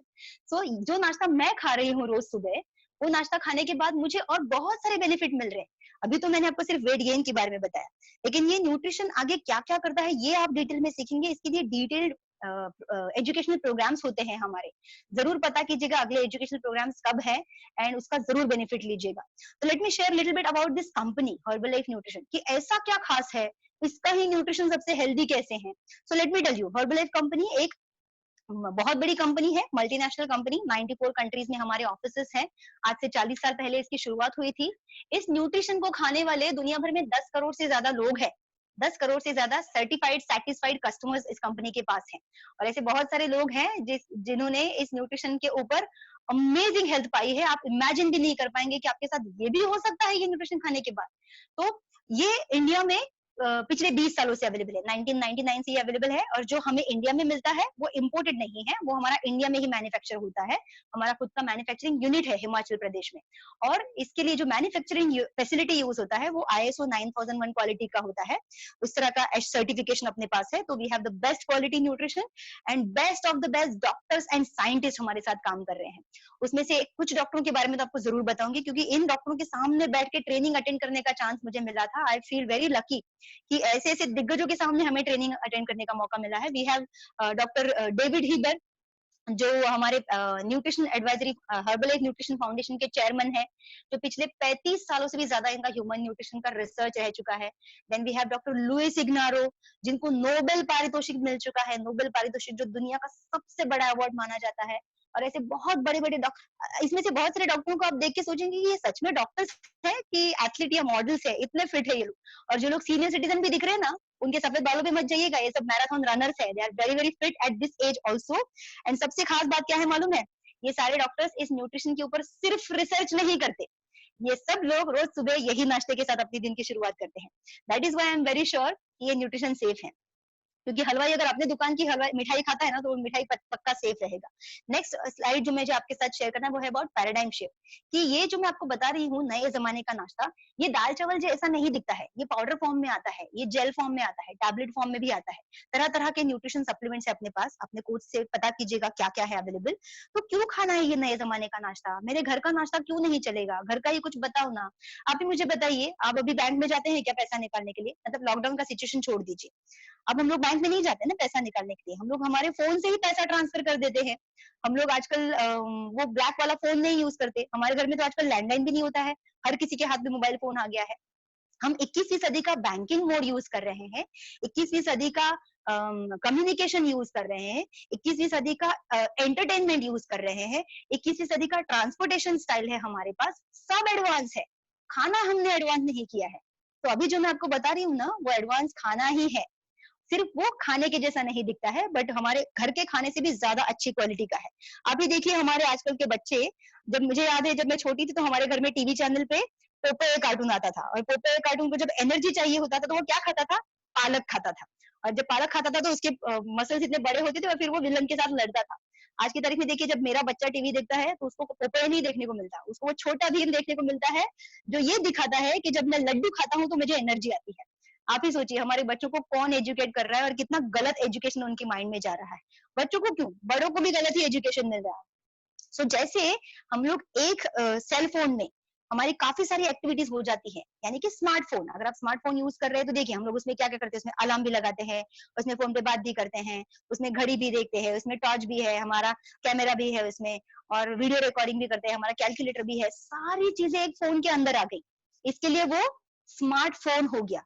वैसे ही सारा का सारा न्यूट्रिशन हमारे शेक के अंदर आ गया। इसके लिए वो स्मार्ट ब्रेकफास्ट हो गया। तो आपके और मेरे जैसे स्मार्ट लोगों के लिए हर्बलाइफ ने स्मार्ट ब्रेकफास्ट बनाया है। और आपको इस न्यूट्रिशन की शुरुआत तो कब की कर लेनी चाहिए थी। हम ऑलरेडी नंबर 1 है दुनिया भर में। इंडिया भर में लाखों लोग इसको ऑलरेडी, लाखों भी नहीं करोड़ों लोग इसको ऑलरेडी इस्तेमाल कर रहे हैं। अपने दिन की शुरुआत वो स्मार्ट न्यूट्रिशन के साथ कर रहे हैं। आप कब बदलेंगे आपका नाश्ता और कब तक वेट करेंगे? ये जो स्लाइड आप देख रहे हैं यहाँ पर बहुत बड़ा है, इसका स्क्रीनशॉट निकाल के रखिए बिकॉज इसमें काफी सारे पॉइंट्स हैं। मैं एक दो पॉइंट्स को टच करती हूँ अभी। ये हेल्दी नाश्ता है उन लोगों के लिए जिनकी लाइफस्टाइल बहुत फास्ट है, बहुत बिजी है। 2 मिनट में बनने वाला, क्विकली बनाओ, पियो और निकलो ऑफिस के लिए। अभी तो चलो आप घर में हैं, लेकिन हमारे यहाँ पे बहुत सारे लोग ऐसे ऑफिस के लोग क्लब में आते हैं जिनको बहुत जल्दी होती है और घर में नाश्ता बनाने के लिए टाइम नहीं होता है या फिर खाने के लिए टाइम नहीं होता है, बना के निकल जाते हैं और खाने के लिए टाइम नहीं होता है। वो हमारे क्लब्स में आते हैं और हमारा एक ग्लास शेक पी के, एक ग्लास का नाश्ता पी के ऑफिस में निकल जाते हैं। And they enjoy low calorie meal जो हाई है न्यूट्रिशन में, एंड दिन भर एनर्जेटिक रहते हैं, दिन भर उनका पेट भरा हुआ रहता है।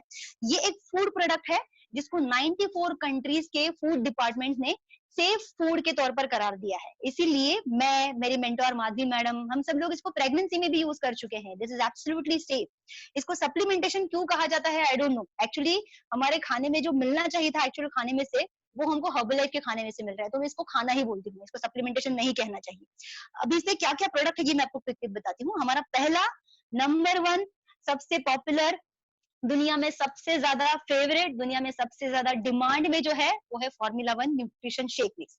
और इसमें 6 अमेजिंग टेस्टी डिलीशियस फ्लेवर्स मिलते हैं।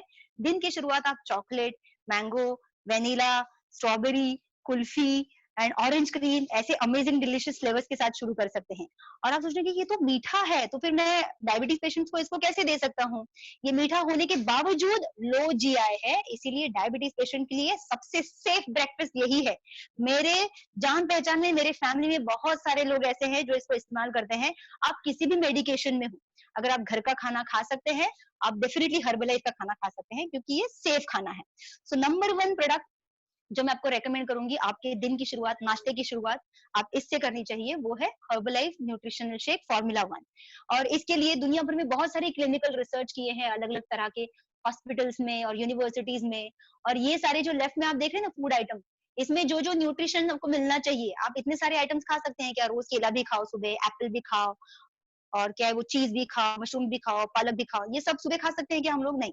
लेकिन इसके अंदर का सारा न्यूट्रिशन हमको शेक में मिल जाता है, वो भी डिलीशियस फ्लेवर्स में। मेरा फेवरेट फ्लेवर कुल्फी है एंड मैं रोज सुबह इसके साथ दिन की शुरुआत करती हूँ। एंड उसके अंदर हम लोग ऐड करते हैं पर्सनलाइज प्रोटीन पाउडर।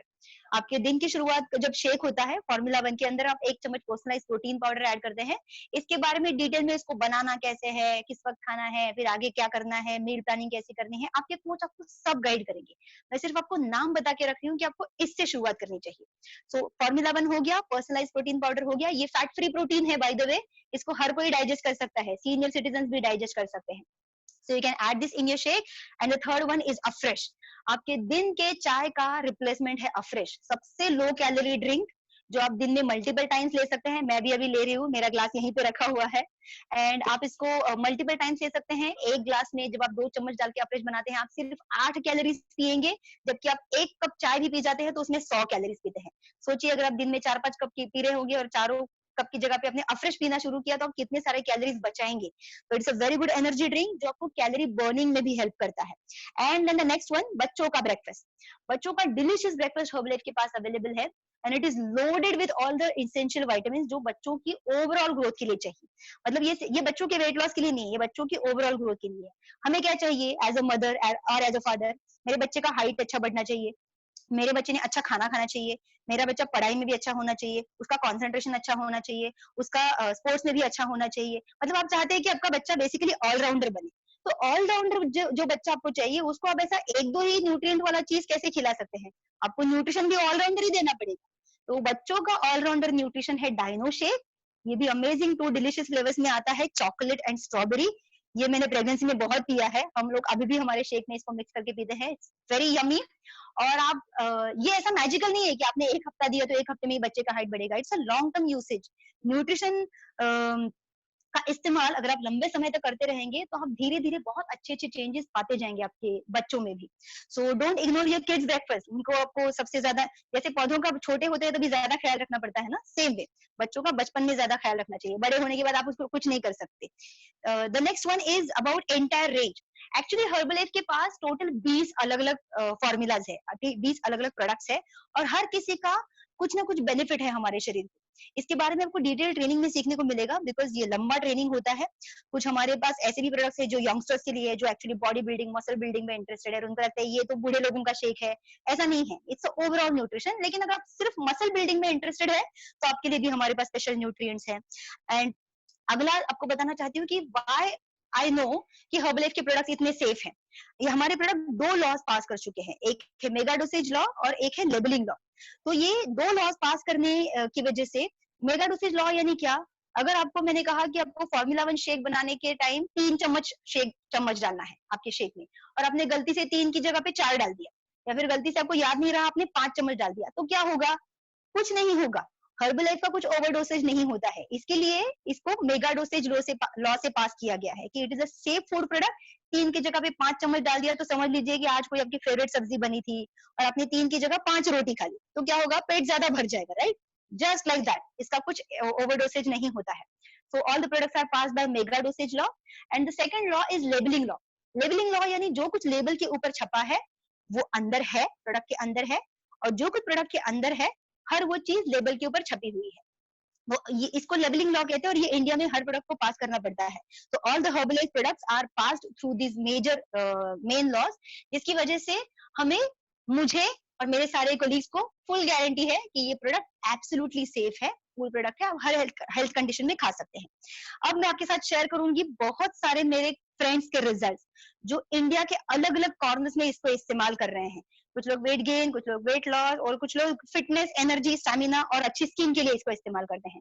तो let me share with you, we have Deepak here, Deepak Ghode. इन्होंने वेट गेन के लिए इसको इस्तेमाल किया है। 3 किलो वेट गेन किया हुआ है। So congratulations Deepak, wonderful result. Then we have mister Amol Mari, ये पुणे से हैं एंड इन्होंने 8 केजी वेट गेन किया हुआ है। आप देखेंगे जैसे आपके शरीर में अच्छा न्यूट्रिशन जाने लगता है, आपके स्किन में भी इंप्रूवमेंट आने लगता है। नेक्स्ट इज मिस्टर सूरज, ये भी पुणे से है, इन्होंने अभी 13 केजी वेट गेन किया हुआ है। फैंटास्टिक रिजल्ट, वाओ, क्या अमेजिंग रिजल्ट क्रिएट किया है इन्होंने। एंड बाय द वे ये सिर्फ न्यूट्रिशन के साथ नहीं होता है, ये लाइफस्टाइल में चेंजेस करते हैं। आप देख रहे हैं उनके पीछे लिखा हुआ है 80% न्यूट्रिशन, 20% वर्कआउट। तो सिर्फ एक्सरसाइज करके होता है ये। Then we have Swapnil Patare. He has gained 17 kilos of weight with this nutrition. What fantastic result! Absolutely mind blowing. Congratulations, Swapnil. क्या result create किया है आपने? Now we have Mr. Ganesh Sahu. ये मेरे ख्याल से छत्तीसगढ़ से है और इन्होंने 10 केजी वेट गेन किया हुआ है। वंडरफुल। उनका पहला फोटो भी शायद से शेक बनाते हुए है। देन वी हैव उनकी फैमिली मेंबर जो शायद से एमपी में रहती हैं, साधना साहू, इन्होंने भी वेट गेन के लिए इस्तेमाल किया है। 14 किलोज का वेट गेन किया है। क्या फैंटास्टिक स्किन और क्या इंप्रूवमेंट, पर्सनालिटी ही चेंज हो जाता है ना आदमी का जब आइडियल वेट में आते हैं। Amazing result Sadhana, congratulations. Then we have mister Pradeep Gupta, ये मुंबई से हैं और मैं इनको बहुत अच्छे से जानती हूँ। बहुत अमेजिंग रिजल्ट क्रिएट किया है इन्होंने, 12 किलो वेट लॉस किया है। Wonderful result. Then we have Vaishali Dangat, क्या अमेजिंग फैट लॉस है इनका, 13 केजीज का फैट लॉस है। आपको लगता रहेगा कि ये 13 किलोज वेट लॉस करने के लिए इनको कितना समय लगा होगा, दैट डजंट मैटर। हर किसी का वेट लॉस होने के लिए अलग अलग समय लगता है बिकॉज हर किसी की बॉडी अलग तरह से रिस्पॉन्ड करती है। आपका वेट लॉस कैसे होगा, आपके कोच आपको गाइड करेंगे। आप कितना कमिटमेंट के साथ, कितना कंसिस्टेंटली प्लान फॉलो करते हैं, उसके हिसाब से आपको आपका रिजल्ट जनरेट करके मिलेगा। नेक्स्ट वन इज मिस्टर जोगेश बोरा, मेरे ख्याल से ये समीर सर के बैंकर है एंड व्हाट फैंटास्टिक रिजल्ट है इनका। 13 केजी का फैट लॉस किया है। आई एम श्योर समीर सर का रिजल्ट देखा रहेगा इन्होंने। And 13 KG fat loss, banker है मतलब बैठ के काम कर रहे होंगे और बैठे बैठे वजन बढ़ गया होगा। And now he has got a new shape, new life. Amazing, congratulations Mr. Yogesh. And then we have Hoshi's result, 106 kilos से down 85 kilos, 21 किलो का फैट लॉस। क्या fantastic result. And we have Sameer sir result here, okay. And आपने अगर इनको सुना नहीं है, Sameer sir ने 14 केजी वेट लॉस किया है आज से 20 साल पहले एंड 20 सालों से वो मेंटेन कर रहे हैं। What amazing energy, what amazing stamina, skin, immunity, anti ageing का जीता जागता example. And then we have Madhuri ma'am's result, आप सबने देखा रहेगा, अगर नहीं देखा है तो I share with you. I got inspired by these two people, ये मेरे टीचर है, मेरे मेंटोर है, मैं जो कुछ भी आपके साथ शेयर कर रही हूँ इन्हीं लोगों से सीखा है। सो माधुरी मैडम ने शुरुआत में इस न्यूट्रिशन के साथ 6 किलो वेट लॉस किया था जब उन्होंने पहली बार इस्तेमाल किया था, और जब प्रेगनेंसी में वजन बढ़ा था तो डिलीवरी के बाद अभी तक 18 केजी का फैट लॉस किया है। What fabulous result, amazing result. इनको देख के कौन बोलेगा ये इनकी इतनी, अभी मैं उम्र नहीं बताऊंगी, बट हमको देख के कोई नहीं बोलेगा हमारी उम्र इतनी है, thanks to this amazing nutrition. And then next one we have of course Hoshi's result, 21 KGs का फैट लॉस 5 महीनों में। Then we also have Hoshi, Mumbai से ही है अगर आप जानते हैं इनको तो। Then we have Sanjeet Chandorkar, right Sameer sir, हाँ संजीत का रिजल्ट तो मुझे बहुत अमेजिंग लगता है। मैंने सुना था कि संजीत फिटनेस ट्रेनर है, लेफ्ट साइड में देखिए इनको फिटनेस ट्रेनर कहते थे ये अपने आप को, लेकिन राइट साइड में ये एक्चुअली फिटनेस ट्रेनर लग रहे हैं। इन्होंने अमेजिंग 32 केजी का फैट लॉस किया है। इनको मैं रिसेंटली मिली थी थाईलैंड से आते वक्त एक एयरपोर्ट में, and we were sharing about his result. What amazing transformation fitness trainer ने खुद क्रिएट किया हुआ है, उनका कॉन्फिडेंस कितना बढ़ गया होगा उसके बाद। And then we have again one more person from Sahu family, Mrs. Sahu ने अमेजिंग 50 किलोज का ट्रांसफॉर्मेशन किया हुआ है। 50 किलोज गाइज, मतलब इस कॉल पर कई सारे अंडरवेट लोग ऐसे होंगे जिनका वजन भी शायद से 50 किलोज नहीं होगा। साहू मैडम ने अपने शरीर से 50 किलोज का फैट लॉस किया है। इसको लाइफ चेंजिंग ट्रांसफॉर्मेशन कहते हैं। इस ब्रेकफास्ट के साथ साथ उन्होंने और भी कुछ चेंजेस किए हैं, आई एम श्योर उनके कोच ने उनको lifestyle, meal planning, water intake, sleep pattern, इस सब के बारे में गाइड किया होगा। And she has got a new life after losing 50 kilos. So congratulations Mrs. Sahu, आपके रिजल्ट से आप इंडिया में हजारों लोगों को इंस्पायर करने वाले हैं, आपको अंदाजा भी नहीं है सिर्फ अपना रिजल्ट क्रिएट करके। And then we also have a very special result, जिन्होंने आज से 20 साल पहले 55 किलोज का वेट लॉस किया था, मिस्टर हुजैफा पितलवाला। मुझे याद है जब मैं नई नई आई थी हर्बलाइफ में, तब हुजैफा एक बार ट्रेनिंग में आए थे, एंड समीर सर ने इनका ये ट्रांसफॉर्मेशन करके दिया है। 16 मंथ में 55 केजी वेट लॉस। आज भी हुजैफा अपना वजन मेंटेन कर रहे हैं 20 सालों के बाद। Now you understand how powerful nutrition and healthy lifestyle can be. So that is why we want to guide you more about this. आपको आपके कोच के साथ बात करना है इस प्रेजेंटेशन के एंड में। कुछ एक दो स्लाइड्स और है मेरे पास जो मैं कवर करूंगी quickly. And is that okay Sameer? मैं आगे की स्लाइड्स, हाँ देयर इज अ डिस्क्लेमर। बहुत सारे लोगों के हेल्थ रिजल्ट्स आप देखेंगे और सुनेंगे। Try to remember one thing, Herbalife कोई दवाई नहीं है, ये किसी की बीमारी ठीक करने के लिए नहीं है। आपके बॉडी में जाने के बाद ये यही सारे काम कर रहा है, cleansing, detoxification, balance nutrition, cellular nutrition, ये सारे काम ये बॉडी में जाके करता है। और आपकी बॉडी को जब अच्छा न्यूट्रिशन मिलता है तो बॉडी तरह तरह की बीमारियों को भगाने का काम करती है। Body is a very smart machine. तो ये डिस्क्लेमर आपको बताना चाहती हूँ, हर्बलाइफ कोई दवाई नहीं है, ये शुद्ध सात्विक शाकाहारी पौष्टिक खाना है, और ये खाना आप सबको कल से खाना है। आपको आपके कोच से बात करनी है ये आपको कैसे मिलेगा जल्द से जल्द। सो ये सारे काम हमारे प्रोडक्ट करते हैं। सेलुलर न्यूट्रिशन, एनर्जी बढ़ेगा आपका, एंटी एजिंग, अगर आप यंग दिखने में और हमेशा यंग महसूस करने में इंटरेस्टेड है, इम्यूनिटी बढ़ाने में इंटरेस्टेड है, आपको डेफिनेटली आपको आपका न्यूट्रिशन इंटेक बढ़ाना चाहिए। और weight loss, weight gain, weight management, healthy breakfast, ये सारे आप इसको यूज कर सकते हैं। आपका अगला स्टेप क्या होना चाहिए ये मैं आपको बताना चाहती हूँ। योर नेक्स्ट स्टेप इज, आपको ये आइडियल ब्रेकफास्ट जो है, ये set formula 1 nutrition shake mix, personalised protein powder and afresh, ये जो सेट है आइडियल ब्रेकफास्ट का, ये आपको बुक करना है अपने कोच के पास, और इसकी कीमत है 3624 रुपए। कोई भी एक फ्लेवर आपको इसमें से मिलेगा, आपको चूज करना है कौन सा फ्लेवर चाहिए आपको शेक का, और कौन सा फ्लेवर चाहिए अफ्रेश का। पर्सनलाइज्ड प्रोटीन पाउडर में कोई फ्लेवर नहीं है, तो ये तीनों में से एक एक आपको 3624 में मिलेगा, और इससे आपको आपका ब्रेकफास्ट शुरू करना है। जैसे ही आप इस्तेमाल करना शुरू करेंगे, हम टेलिंग यू, अगर आपका वाटर इनटेक अच्छा है, पहले 72 घंटों में आपको फर्क महसूस होना शुरू हो जाएगा। कुछ कुछ लोगों को 72 घंटे में नहीं, पहले दिन में ही फर्क महसूस होना शुरू होता है, and they start loving this breakfast. और दिन की शुरुआत आप हमेशा इसी ब्रेकफास्ट से करेंगे। देन भी हमारे पास सिर्फ ब्रेकफास्ट नहीं है, तरह तरह की रेंज है। आपको सिर्फ बता के रखती हूँ क्या रेंज है अपने पास। We have weight management, we have child nutrition, हमारे पास स्पोर्ट्स न्यूट्रिशन भी है, अच्छी डाइजेस्टिव हेल्थ के लिए भी हमारे पास बहुत सारे रेंज है। कुछ अमेजिंग प्रोडक्ट्स है, क्योंकि इंडिया में बहुत 44% इंडियन लोगों को डाइजेस्टिव रिलेटेड इश्यूज होते रहते हैं, तो हमारे पास अमेजिंग डाइजेस्टिव हेल्थ के लिए प्रोडक्ट्स है। देन बोन हेल्थ के लिए अच्छे अच्छे प्रोडक्ट्स है, एंड हेल्दी एजिंग के लिए है, और हेल्दी हार्ट के लिए है। हेल्दी हार्ट सभी को चाहिए कि इंडिया में हम लोग जेनेटिकली ज्यादा प्रोन होते हैं इस बीमारी से। सो ट्राई टू अंडरस्टैंड, जो मैं आपको दिखा रही हूँ ये स्मार्ट फूड है, स्मार्ट खाना है जो आपको कल से खाना शुरू करना है। एंड इसके अलावा और इस प्रेजेंटेशन के एंड में, ये जैसे ही कॉल खत्म हो जाएगा अभी थोड़े मिनटों में, आपको आपके कोच के साथ बात करनी है। कोच वो व्यक्ति है जिन्होंने आपको ये लिंक दी है और इस कॉल पे इनवाइट किया है। वो आपको हेल्प करेंगे, गाइड करेंगे आपके लाइफस्टाइल को प्लानिंग करने के लिए और आपके रिजल्ट को सेट करने के लिए। आपका जो भी गोल है वो आपको पहले उनको बताना है कि मुझे इतना किलो वेट लॉस करना है या इतना किलो वेट गेन करना है। अगर आपको वो भी नहीं आता तो वो आपको उसके लिए भी गाइड कर देंगे। ट्राई टू अंडरस्टैंड, ये न्यूट्रिशन आपको सिर्फ और सिर्फ आपके कोच से लेना है, क्योंकि आपके कोच आपको गाइडेंस देंगे, सपोर्ट देंगे स्टेप बाय स्टेप, और आपकी एंटायर जर्नी में आपके साथ रहेंगे। आपका जो वेट लॉस या वेट गेन का जो भी जर्नी है वो आपके साथ रहेंगे आपको एनकरेज करने के लिए। सो thank you so much everyone, इतना ध्यान देके सुनने के लिए। टाइम बहुत ज्यादा हो गया, बट मुझे बहुत मजा आया आप सब लोगों के साथ ये इन्फॉर्मेशन शेयर करने के लिए। आप इंडिया के अलग अलग कॉर्नर से जुड़े हैं इस कॉल पर। So thank you so much everyone, and मिलेंगे बहुत जल्दी किसी बड़ी इवेंट में। नमस्कार, धन्यवाद, and back to you Damayanti ma'am.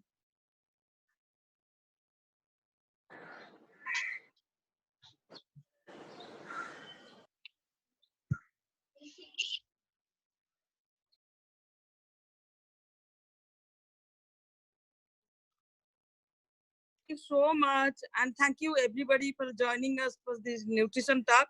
And of course, thank you to our host, Mr. Samir Shah, and Meghna. Thank you so much for the nice information. Thank you. My pleasure.